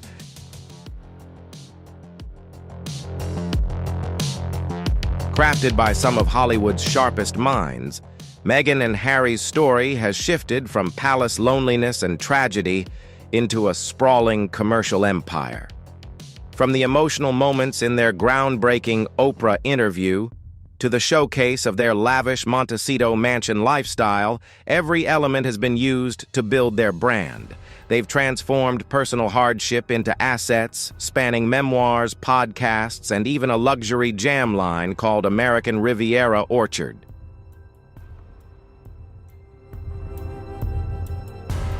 Their story goes beyond luxury living. It's a business empire built on commercializing personal memories. Despite Meghan and Harry's claims of having no home or resources after leaving the British royal family just a few years later, they own a multi-million-dollar mansion equipped with modern amenities and high-end security.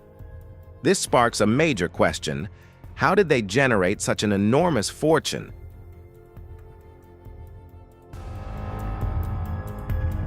Despite signing multi-million-dollar deals with Netflix and Spotify and landing lucrative speaking engagements, questions about the origins and transparency of Meghan and Harry's income have surfaced. Financial authorities in both the UK and US have launched investigations into their earnings. Suspicion has grown around anonymous donations, shell companies, and financial transactions routed through tax havens such as the Cayman Islands and Luxembourg.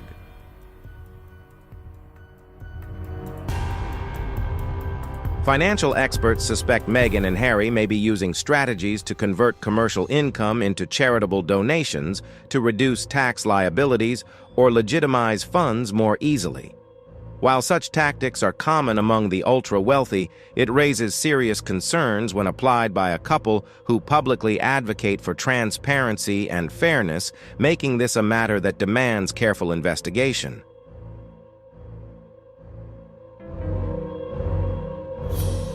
Despite securing lucrative contracts, Meghan and Harry's living expenses remain extraordinarily high. Annual security costs alone are estimated between $2 to $3 million on top of upkeep for their Montecito estate, private jet travel, and a full-time staff. Financial analysts are now questioning whether the earnings from their commercial ventures truly cover such an extravagant lifestyle, or if there's an undisclosed source of income quietly supplementing their wealth.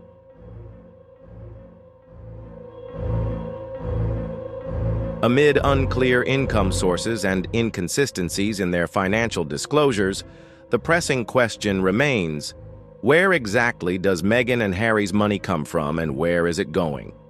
This issue goes beyond finances. It touches on transparency and ethics.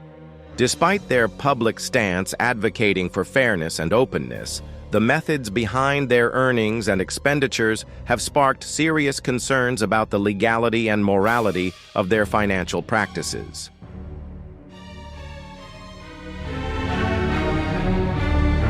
The reimbursements were submitted late and seem to have been altered from their original forms, while donation reports don't align with internal expense records, especially large payments made to strategic media firms, some linked to political campaigns. These discrepancies have raised red flags among auditors who now suspect a complex money laundering scheme concealed behind the guise of charity work and media production. This situation highlights the serious transparency issues surrounding Archwell, their charitable foundation.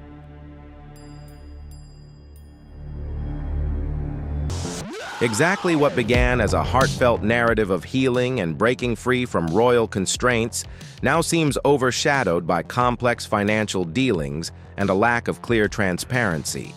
The shift from emotional openness to financial silence raises important concerns. Former financial advisors questioning Archwell's lack of independent audits and incomplete reporting of commercial earnings only deepen public skepticism. This opacity fuels doubts about the true sources and uses of Meghan and Harry's money, challenging the image they initially presented to the world. It's a critical moment where trust and accountability are on the line.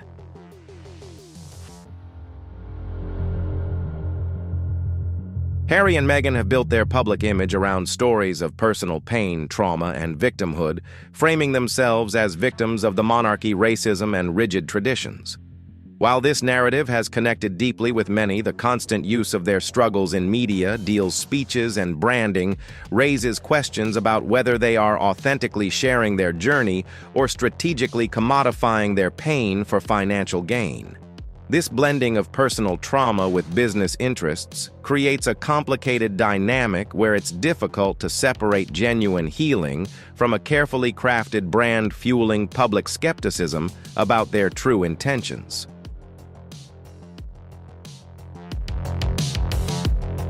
As their empire expands, financial investigators have begun closely scrutinizing Meghan and Harry's money trails, signaling that this situation may escalate beyond a mere PR crisis into a high-stakes legal battle. Rumors within financial circles are intensifying with growing concerns that the controversy could lead to serious criminal charges, transforming the media spectacle into a courtroom showdown with potentially far-reaching consequences.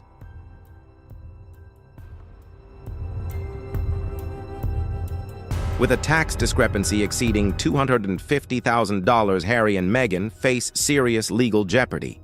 If investigations prove they intentionally used shell companies to launder illegal income, the case could be escalated to the U.S. Department of Justice, potentially resulting in federal criminal charges carrying sentences of up to 20 years in prison. Unlike in the UK, where public sympathy might sway outcomes, the U.S. legal system treats reputation as irrelevant in criminal matters. With solid evidence of tax fraud, they could be arrested without leaving the country, and subpoenas might be issued within days, signaling a swift and severe legal response.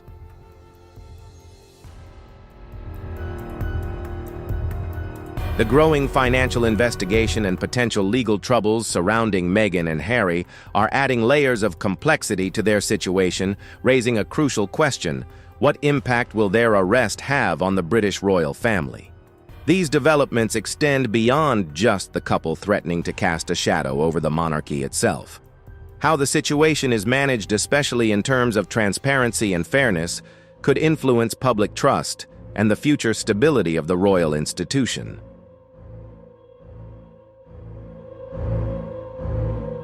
Meghan and Harry's journey has evolved from deeply personal stories of pain and resilience to building a lucrative brand and business empire. Yet as their emotional narratives give way to silence and commercial ventures, growing concerns about financial transparency have emerged. Irregularities such as questionable reimbursements, inconsistent donation records, and discrepancies in financial reporting have fueled widespread skepticism, casting doubt on the true nature of their earnings and expenditures.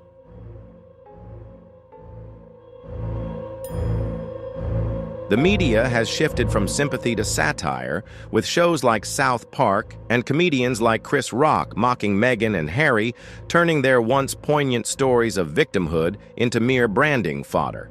If the financial allegations against them are proven true, they could face severe legal consequences alongside the total collapse of their personal brand, losing media partnerships and their remaining royal prestige.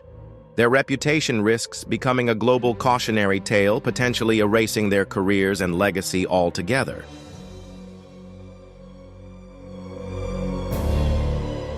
Thank you so much for watching. If you're among the millions questioning the truth behind the financial allegations against Meghan and Harry, drop your thoughts in the comments below. Do you think their personal brand is on the brink of collapse? Leave a 1 if you believe this downfall is coming, or a 0 if you see it differently. Don't forget to hit like, share the video, and subscribe to the channel so you won't miss our upcoming deep dive analyses.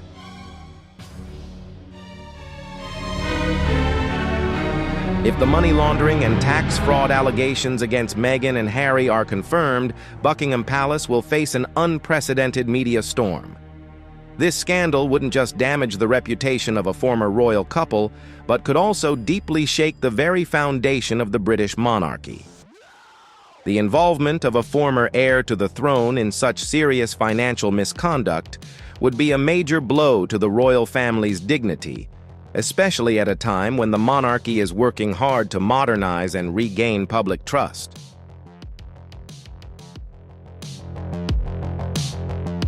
If the situation escalates, Parliament might take the unprecedented step of stripping Harry of his royal titles, not merely as a symbolic act, but as a strategic move to safeguard the monarchy's integrity. This possibility grows stronger if an international criminal case unfolds, threatening to taint the entire royal family's reputation. In such a scenario, the monarchy could also quietly exclude Harry and Meghan's children from the line of succession, especially if their parents face convictions or lose inheritance rights, all in an effort to protect the institution's future.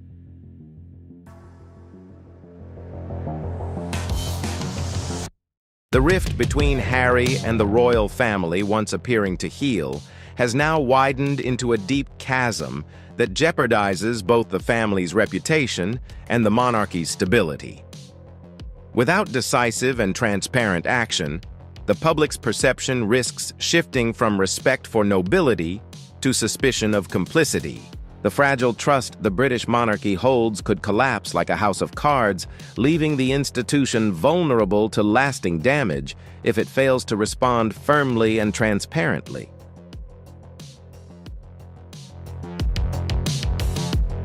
Meghan and Harry's journey from their explosive Oprah interview to their documentary series and memoir Spare has sparked widespread skepticism about media manipulation. The carefully curated narratives and polished storytelling have caused many to question their authenticity. If their pain were genuine, some argue they might seek privacy rather than maintain a constant media presence. Instead, their ongoing visibility has led critics to believe they are leveraging personal struggles to build a profitable brand.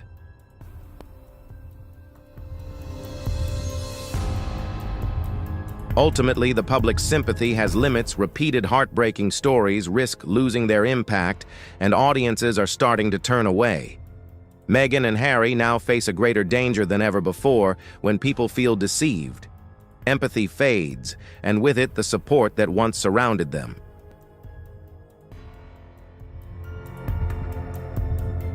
Meghan and Harry have expertly transformed their royal background into a continuous source of media content, using their personal story to fuel a powerful brand and career. What began as poignant accounts of pain and struggle within royal life has evolved into them becoming the architects and storytellers of their own carefully crafted narrative. Despite stepping away from royal duties, they still capitalize on their Duke and Duchess titles in every deal and public appearance. While they claim to have moved beyond the throne, they undeniably harness its prestige to bolster their fame and business ventures.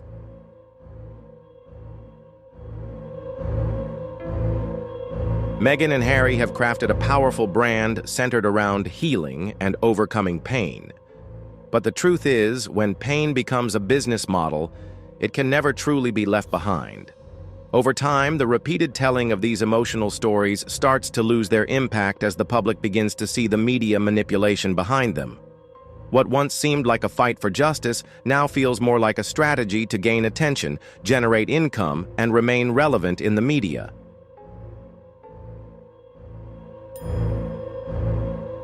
What started as charity visits has now evolved into lifestyle campaigns, healthcare initiatives, and even luxury fashion collaborations. These endeavors stand in stark contrast to the image of individuals who once claimed to shun the spotlight. Their brand isn't built on core values but on their ability to generate attention. As the spotlight intensifies, so does their income. However, the absence of financial transparency and the way they've constructed their brand have sparked questions from both the public and financial investigators.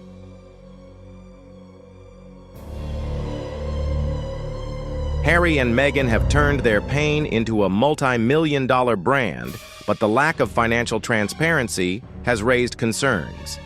Financial investigators are now scrutinizing their transactions, including shell companies and murky money flows. Questions are surfacing about the legitimacy of their income, their business partners, and the nature of the transactions involving them. Are their earnings truly above board? Who is behind the scenes managing their finances? Could they be exploiting legal loopholes to move money without attracting attention?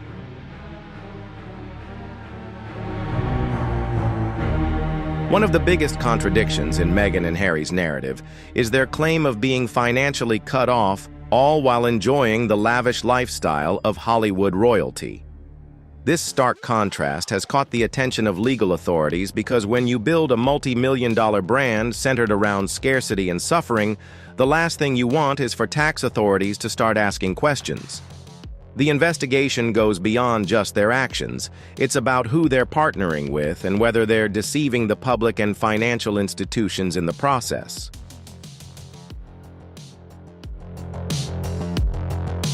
Meghan and Harry may have created a powerful brand around their personal story, but the lack of transparency in their finances, relationships, and business strategies could lead to an uncertain future. If these suspicions prove true, they could face not only a media crisis but also a serious legal challenge. Their brand isn't just built on the narrative of pain. It's also a system being constructed and managed through questionable financial strategies.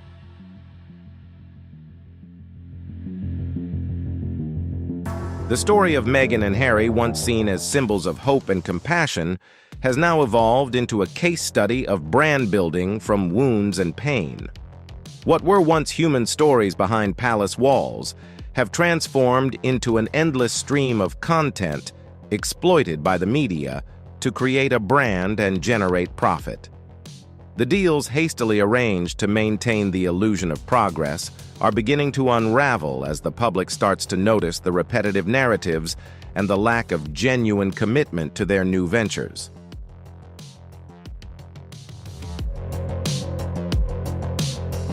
The image of Harry, once the beloved prince admired around the world, has undergone a dramatic transformation. We all remember when he was the brave soldier in the Afghan desert, the grieving son mourning the loss of his mother, Princess Diana. However, that image has now been shattered. Harry is no longer the courageous soldier or the sympathetic son that the public once adored. Instead, he's slowly losing himself in the pursuit of fame, becoming a public figure who capitalizes on his pain, turning his personal struggles into a commodity content to have his wounds sold as content.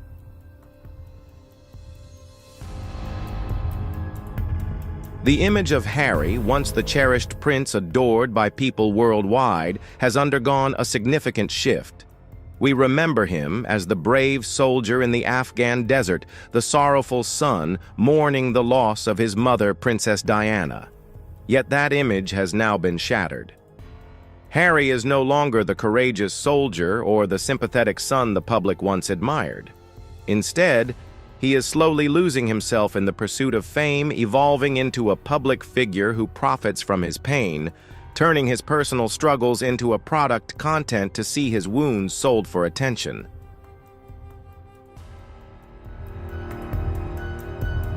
The tears for Princess Diana. The pain that was once shared so publicly have now morphed into a strategy to attract investors. The public once mourned alongside Harry, but now they are starting to question, is that sorrow truly genuine or just another part of a commercialization plan? These questions not only raise ethical concerns, but also legal ones. When pain is turned into a product to be sold, doubts arise about the true intentions behind their ventures, from memoirs to media programs. The issue is no longer simply, are they breaking the law, but are they deliberately manipulating the public for financial gain?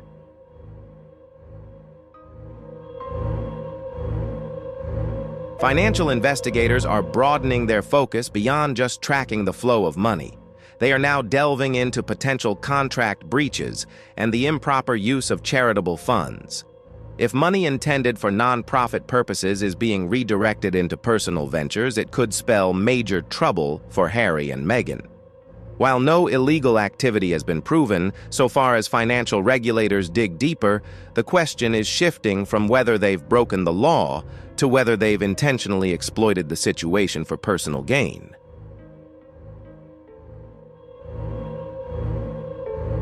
The story of Harry and Meghan has evolved beyond a simple family feud or media war.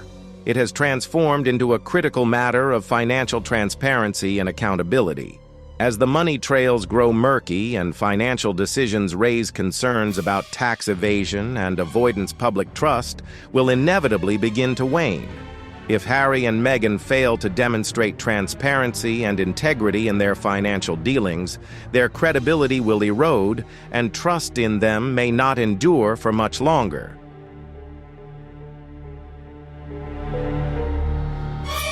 The story of Meghan and Harry has evolved from a quest for independence and rebellion into a carefully crafted strategy using public trust as a tool for manipulation.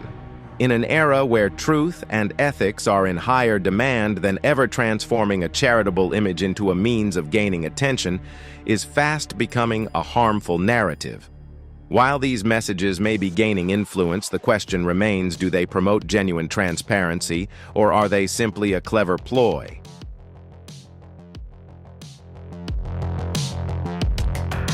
Public opinion about Meghan and Harry is becoming more polarized. One group of loyal supporters defends their every action, praising them for being smart, necessary, and even inspirational. On the other hand, many others are growing weary, overwhelmed by the constant flow of personal revelations, ongoing legal battles, and repeated media deals. What was once seen as new and captivating has started to feel predictable. The underlying question is gaining traction. What are they really striving for?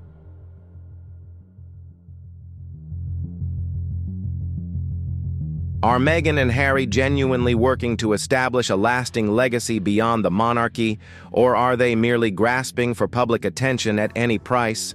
Are they truly seeking new sources of power, or are they simply trying to weather a financial storm beyond their control? As the rumors swirl, there's increasing talk that their legal team is bracing for every possibility, from tax audits and public record investigations to subpoenas, and potentially even court testimony if things escalate further.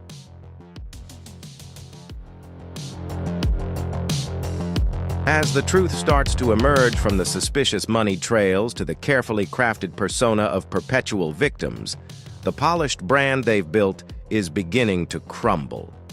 If they are indeed running from an impending financial collapse, what lies ahead isn't a legacy, but a delicate balance between freedom and consequences. This is no longer just a power struggle or a media spectacle, it's a confrontation with reality itself.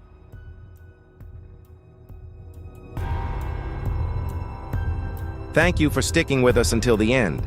If, like millions of others, you're wondering whether this is all just a power play, a media strategy, or if the truth will finally be revealed, make sure to subscribe to our channel, hit the notification bell, and stay tuned for our upcoming analyses. Because beneath those bright smiles on magazine covers, a storm may be on the horizon. Breaking. King Charles has officially ordered an investigation into Meghan and Harry, and the palace is in crisis. The tension between the royal family and the couple is escalating, and the consequences could be far-reaching. What does this mean for their future with the monarchy? Stick around to find out the latest details in this explosive new chapter. The story of Meghan and Harry is capturing the attention of the world. What do you think about this investigation? Is it a necessary move by King Charles, or will it just make things worse? If you agree with King Charles's action, leave a 1, and if not, comment 0. Enjoy the video and don't forget to leave a sub for support. King Charles has officially launched an investigation into Meghan Markle and Harry, a pivotal decision in the history of the British royal family. After a series of controversies and scandals, the royal family could no longer ignore Meghan and Harry's actions and statements. This decision has not only captured public attention, but also marks a new chapter in the royal family's internal conflict, creating a significant turning point in the recent history of the British monarchy.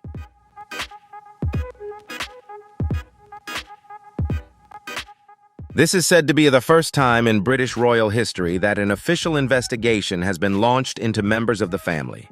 This decision not only marks King Charles's direct intervention, but also sends a strong statement that the reputation and unity of the royal family must be protected at all costs. Is this a fair response to Meghan and Harry's actions, or is it simply a strategy to restore the royal family's image in the eyes of the public? Will Meghan and Harry take this seriously enough to ensure such an investigation is truly thorough?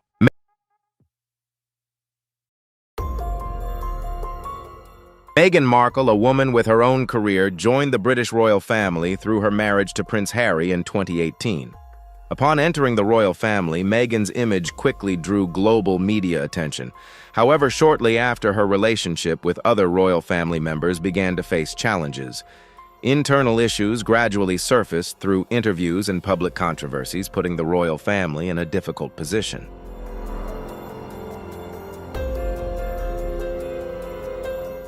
Meghan began to share her experiences regarding allegations of racism within the royal family, as well as the injustices she claimed to have faced during her time living there. After stepping down from official duties, Meghan and Harry continued to criticize the family, raising serious questions about the monarchy's lineage and finances. Against this backdrop, King Charles's decision to intervene comes as no surprise. The longer these issues persist, the more serious and uncontrollable they become, especially with King Charles now on the throne.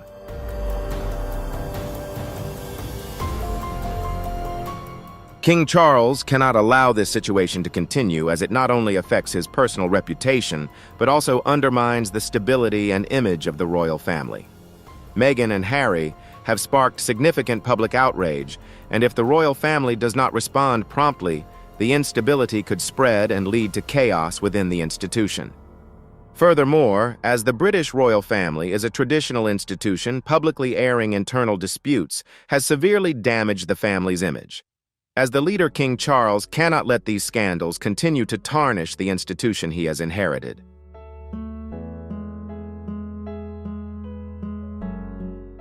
The official investigation initiated by King Charles is not only a strategic response to protect the royal family's reputation, but also a way to consolidate his power, demonstrating that he can effectively handle complex issues.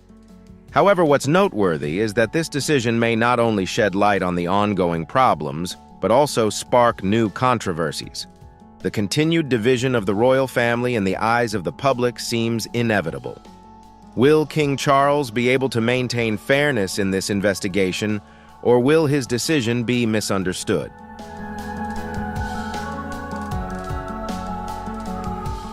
This investigation is not only an attempt to resolve internal conflicts, but could also be seen as a form of punishment for Meghan and Harry, who have had a strained relationship with the royal family for years.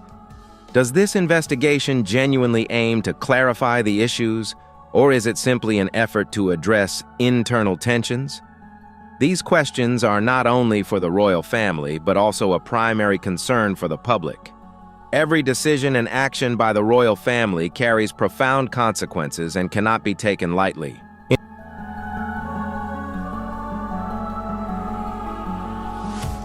In his effort to protect the royal institution, King Charles is fully aware that these actions could significantly impact family relationships. From maintaining stability to addressing members no longer engaged in official duties, the investigation launched aims not only to clarify the conflicts, but also to reflect King Charles's ability to handle internal family issues within an institution under immense pressure from the media and public opinion. King Charles's decision to open the investigation could be seen as an effort to restore his public authority, but is it a comprehensive solution to all the issues, or simply an action to preserve personal power within the royal family? Meghan Markle and Prince Harry have had a tumultuous relationship with the royal family.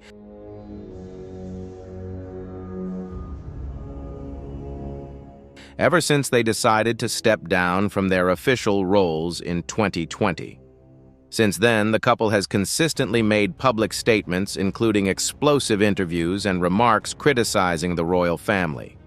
These statements have made them the focal point of international media and stirred public debate. Meghan not only exposed her personal struggles, but also strongly criticized deeper issues within the royal family, particularly allegations of racism.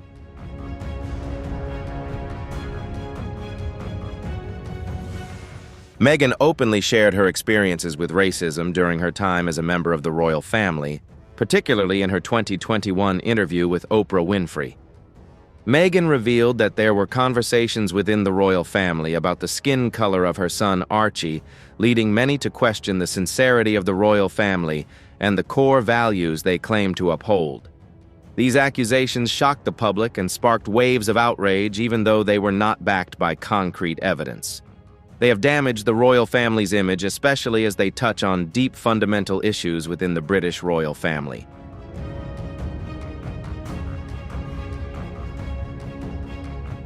Meghan and Harry did not stop at allegations of racism, but also raised questions about the royal family's bloodline, particularly concerning their children. Although these questions were not supported by concrete evidence, their public airing has led the public to start questioning the transparency and legitimacy of the royal lineage. These statements not only caused confusion about the relationships within the family, but also made many wonder if the royal family was hiding something. Furthermore, Meghan and Harry's actions have prompted the public to question whether they are using the royal family's fame to build their own careers.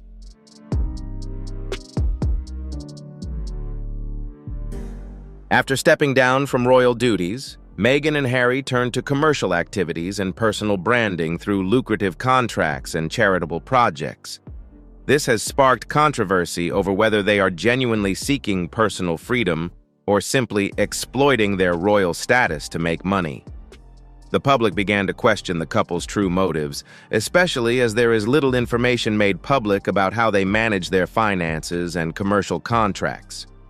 Questions about the origins of these funds and how they are being used have further raised concerns about a lack of transparency and whether these lucrative deals might affect the public's respect for the royal family.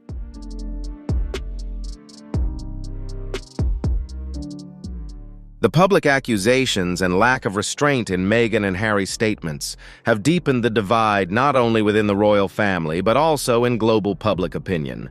These actions may have negatively affected the royal family's image, leading many to question the sincerity and decisiveness of the monarchy. Can Meghan and Harry convincingly explain their actions and statements, or is this simply a way to regain the personal freedom they desire?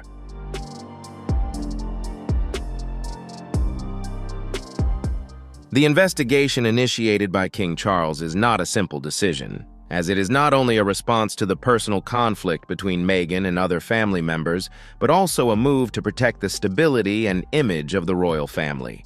The royal family is not just a regular institution, but a symbol of the nation and long-standing traditional values. Therefore, allowing members to cause public conflict would severely affect not only family relationships, but also the image of an entire nation. As the leader, King Charles cannot continue to ignore the disruption caused by Meghan and Harry, especially when their statements and actions have stirred up turmoil not only within the royal family, but also in global public opinion.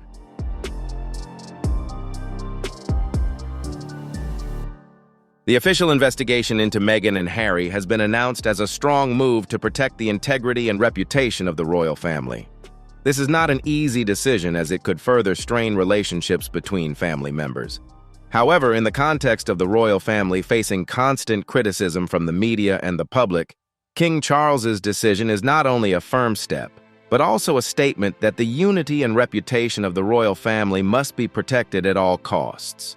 The purpose of the investigation is not only to clarify the allegations made by Meghan and Harry, but also to verify the authenticity of the information they have made public, ranging from accusations of racism to doubts about the royal family's lineage and finances.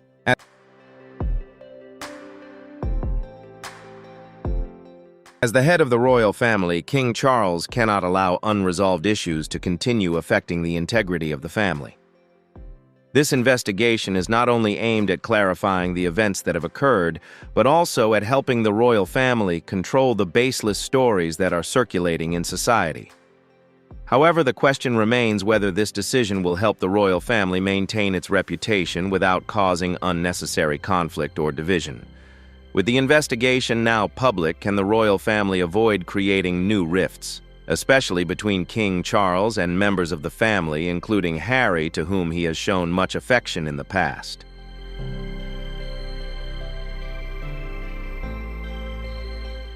The decision to launch this investigation reflects the responsibility King Charles feels toward the royal family, the generations that came before him, and the nation.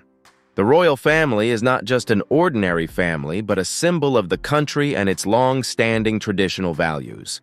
Therefore, allowing members to create public conflict would not only affect family relationships, but also harm the image of the entire nation.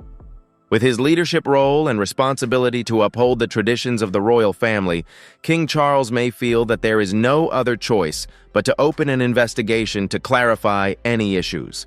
This investigation will not only help King Charles and the royal family address the accusations made by Meghan and Harry, but could also provide an opportunity to establish clearer guidelines for how the royal family should operate and behave in the future.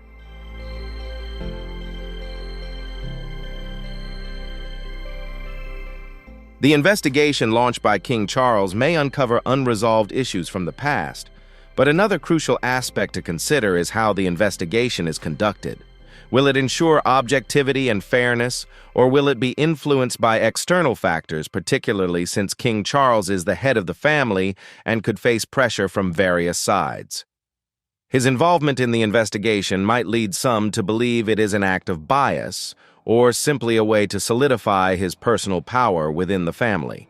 A public investigation could clarify any doubts, but it could also increase division within the royal family if not carried out properly.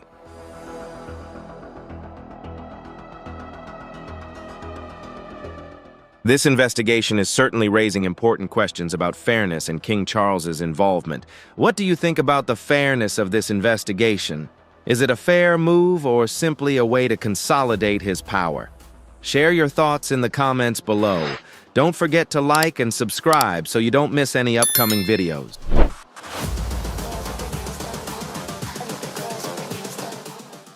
This raises the question of whether King Charles can handle the investigation fairly and impartially, and whether he can create an environment where everyone from Meghan and Harry to other family members is given a fair opportunity to be heard and treated justly. Maintaining the integrity of the royal family and handling internal issues delicately is something King Charles must do to protect the family's reputation. This investigation also raises a significant question about whether the royal family can safeguard its reputation without creating further instability. Will this investigation help clarify pressing issues and restore the royal family's integrity? And how long will its impact last?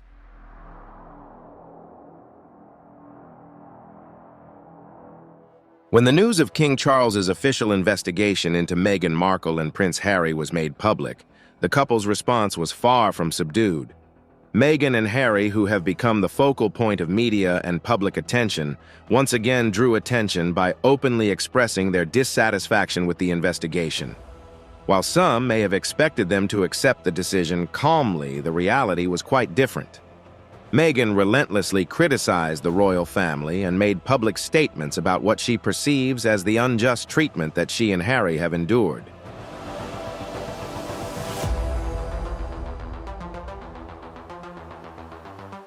Meghan publicly criticized the royal family in a recent interview, emphasizing that she felt hurt because the family did not protect her and Harry from public accusations and criticism. She described the investigation as an attack on their dignity and their right to personal choice. These statements not only heightened tensions within the family, but also forced the public to reconsider Meghan's attitude toward the royal family. Although he has not directly participated in recent interviews, Harry also expressed his disagreement with the investigation through Meghan's statements.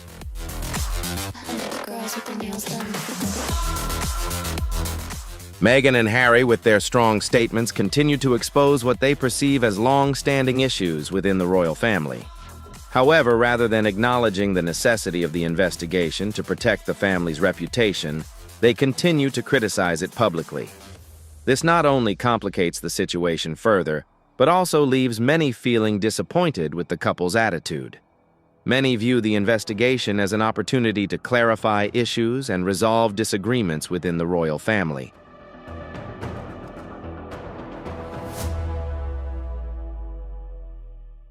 However, with Meghan and Harry's strong resistance, the question remains whether their continuous opposition will yield positive results for both them and the royal family. Although Meghan and Harry may be media stars, returning to the royal family and regaining public acceptance may not be easy if they fail to adjust their behavior. Continuing to resist without self-awareness will only distance them from the family and make it harder for the public to sympathize. It can be said that Meghan and Harry's response has highlighted an undeniable reality: their shamelessness and lack of self-awareness as they refuse to reflect on their actions and the impact they may cause. This not only reflects an issue in their relationship with the royal family, but also underscores the deep divide between a responsible family and individuals who want to protect their personal freedom without fully understanding the long-term consequences of their actions.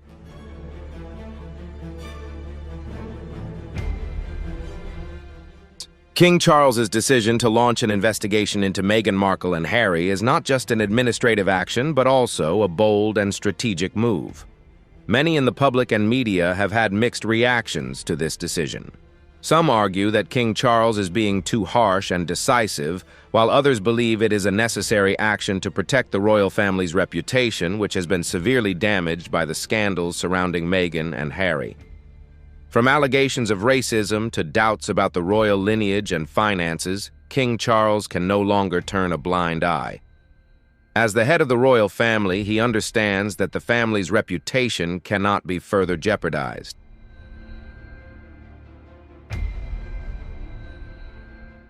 However, the big question remains whether King Charles's action is too severe or truly necessary to protect the integrity of the family and the monarchy. Some may argue that King Charles has been too harsh in handling the situation, as his decision to open an investigation could escalate tensions within the royal family, which has long been known for maintaining a flawless public image. Bringing an official investigation into the spotlight can only deepen the existing rifts, not only making Meghan and Harry feel the strain, but also potentially making it difficult for other family members to resolve the current situation.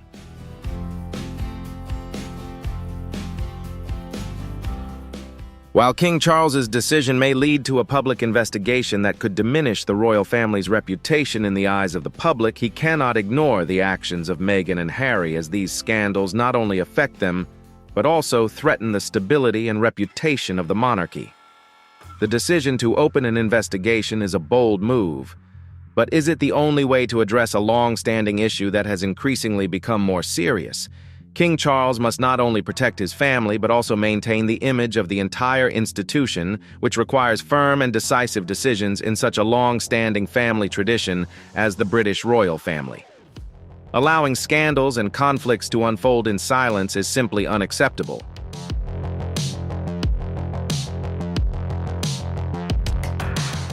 Protecting the royal family's reputation is of utmost importance. Any weakening of the family's image can have severe long-term consequences ranging from losing public support to damaging international relations. As the head of the royal family, King Charles cannot rely on softer measures. The scandals created by Meghan and Harry are not just personal matters, they affect the entire institution. The decision to launch an official investigation could lead to a comprehensive solution to these issues, while also sending a clear message: the royal family will not tolerate actions that harm their unity and reputation.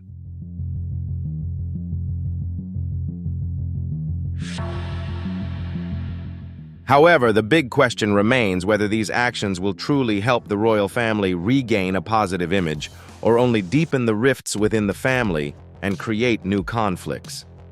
This is the question King Charles and other family members must face.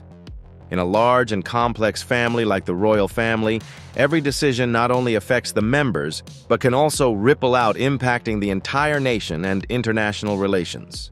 Protecting the royal family's image in the eyes of the public is crucial, but that doesn't mean sacrificing personal relationships and familial bonds.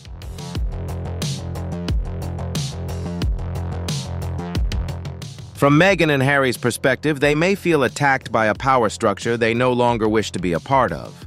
However, their continued resistance and refusal to reflect on their actions only complicate the situation further. They seem to overlook the fact that their opposition, rather than helping to resolve the issues, is only making everything more tense. Continuing to fight with the royal family while personal freedom doesn't provide any practical solutions for either side only deepens the divide. As the head of the family, King Charles must carefully consider decisions like these.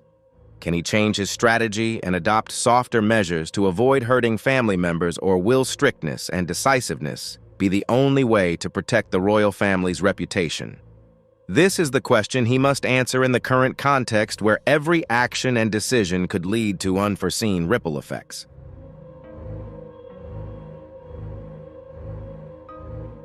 The future of Meghan and Harry within the British royal family is a topic that not only captures attention, but also raises questions about the relationship between individuals and the institution. Although the couple stepped down from their official royal roles in 2020, conflicts and controversies continue to simmer.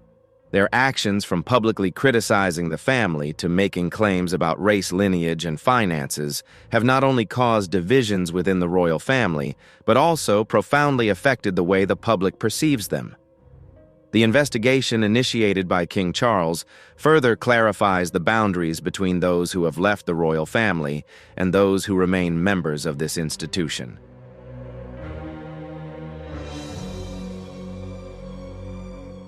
However, the biggest question remains whether Meghan and Harry will ever return to the royal family in the future, or if this relationship has been completely severed. While they have renounced their royal duties, the royal family remains a part of their lives, and they cannot fully disconnect from these ties. Looking ahead, there is some hope for reconciliation between the two sides, but this is not an easy prospect, especially as the investigation continues, and Meghan and Harry remain outspoken in their resistance.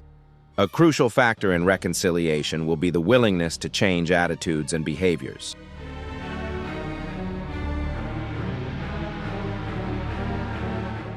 If Meghan and Harry wish to reintegrate with the royal family, they will need to confront long-standing issues.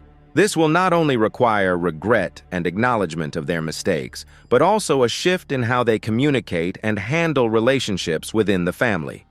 In reality, they may have to relinquish some of their personal demands in order to reconcile and accept the principles and rules that have existed for centuries within the British royal family.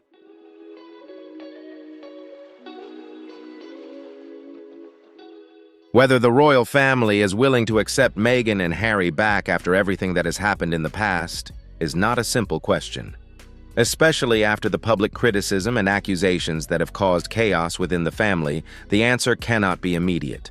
The royal family is not an institution that is easily changed, and accepting the return of a member after such public controversies cannot happen overnight. The relationship between Meghan, Harry, and the other family members cannot return to what it was before without changes from both sides.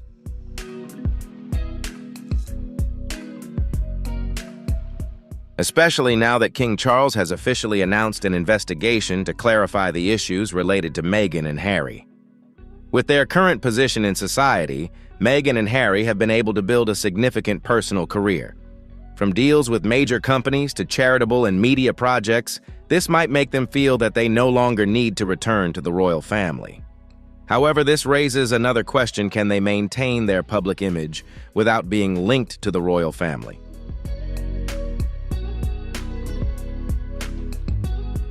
Although they have built their own public identities, Meghan and Harry are still primarily known to the public because of their connection to the royal family. This could create a conflict for them, as part of them may still long for recognition from the family and institution they left behind. So can Meghan and Harry reconcile with the royal family after everything that has happened? The answer cannot be immediate, but clearly only time and change from both sides can bring them closer together.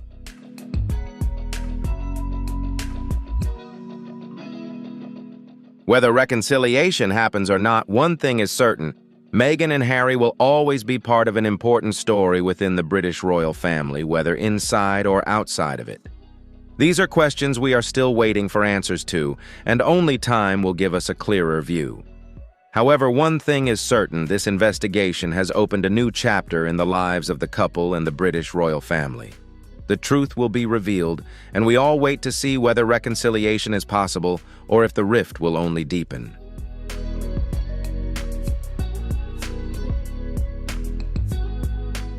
Thank you for watching today's video.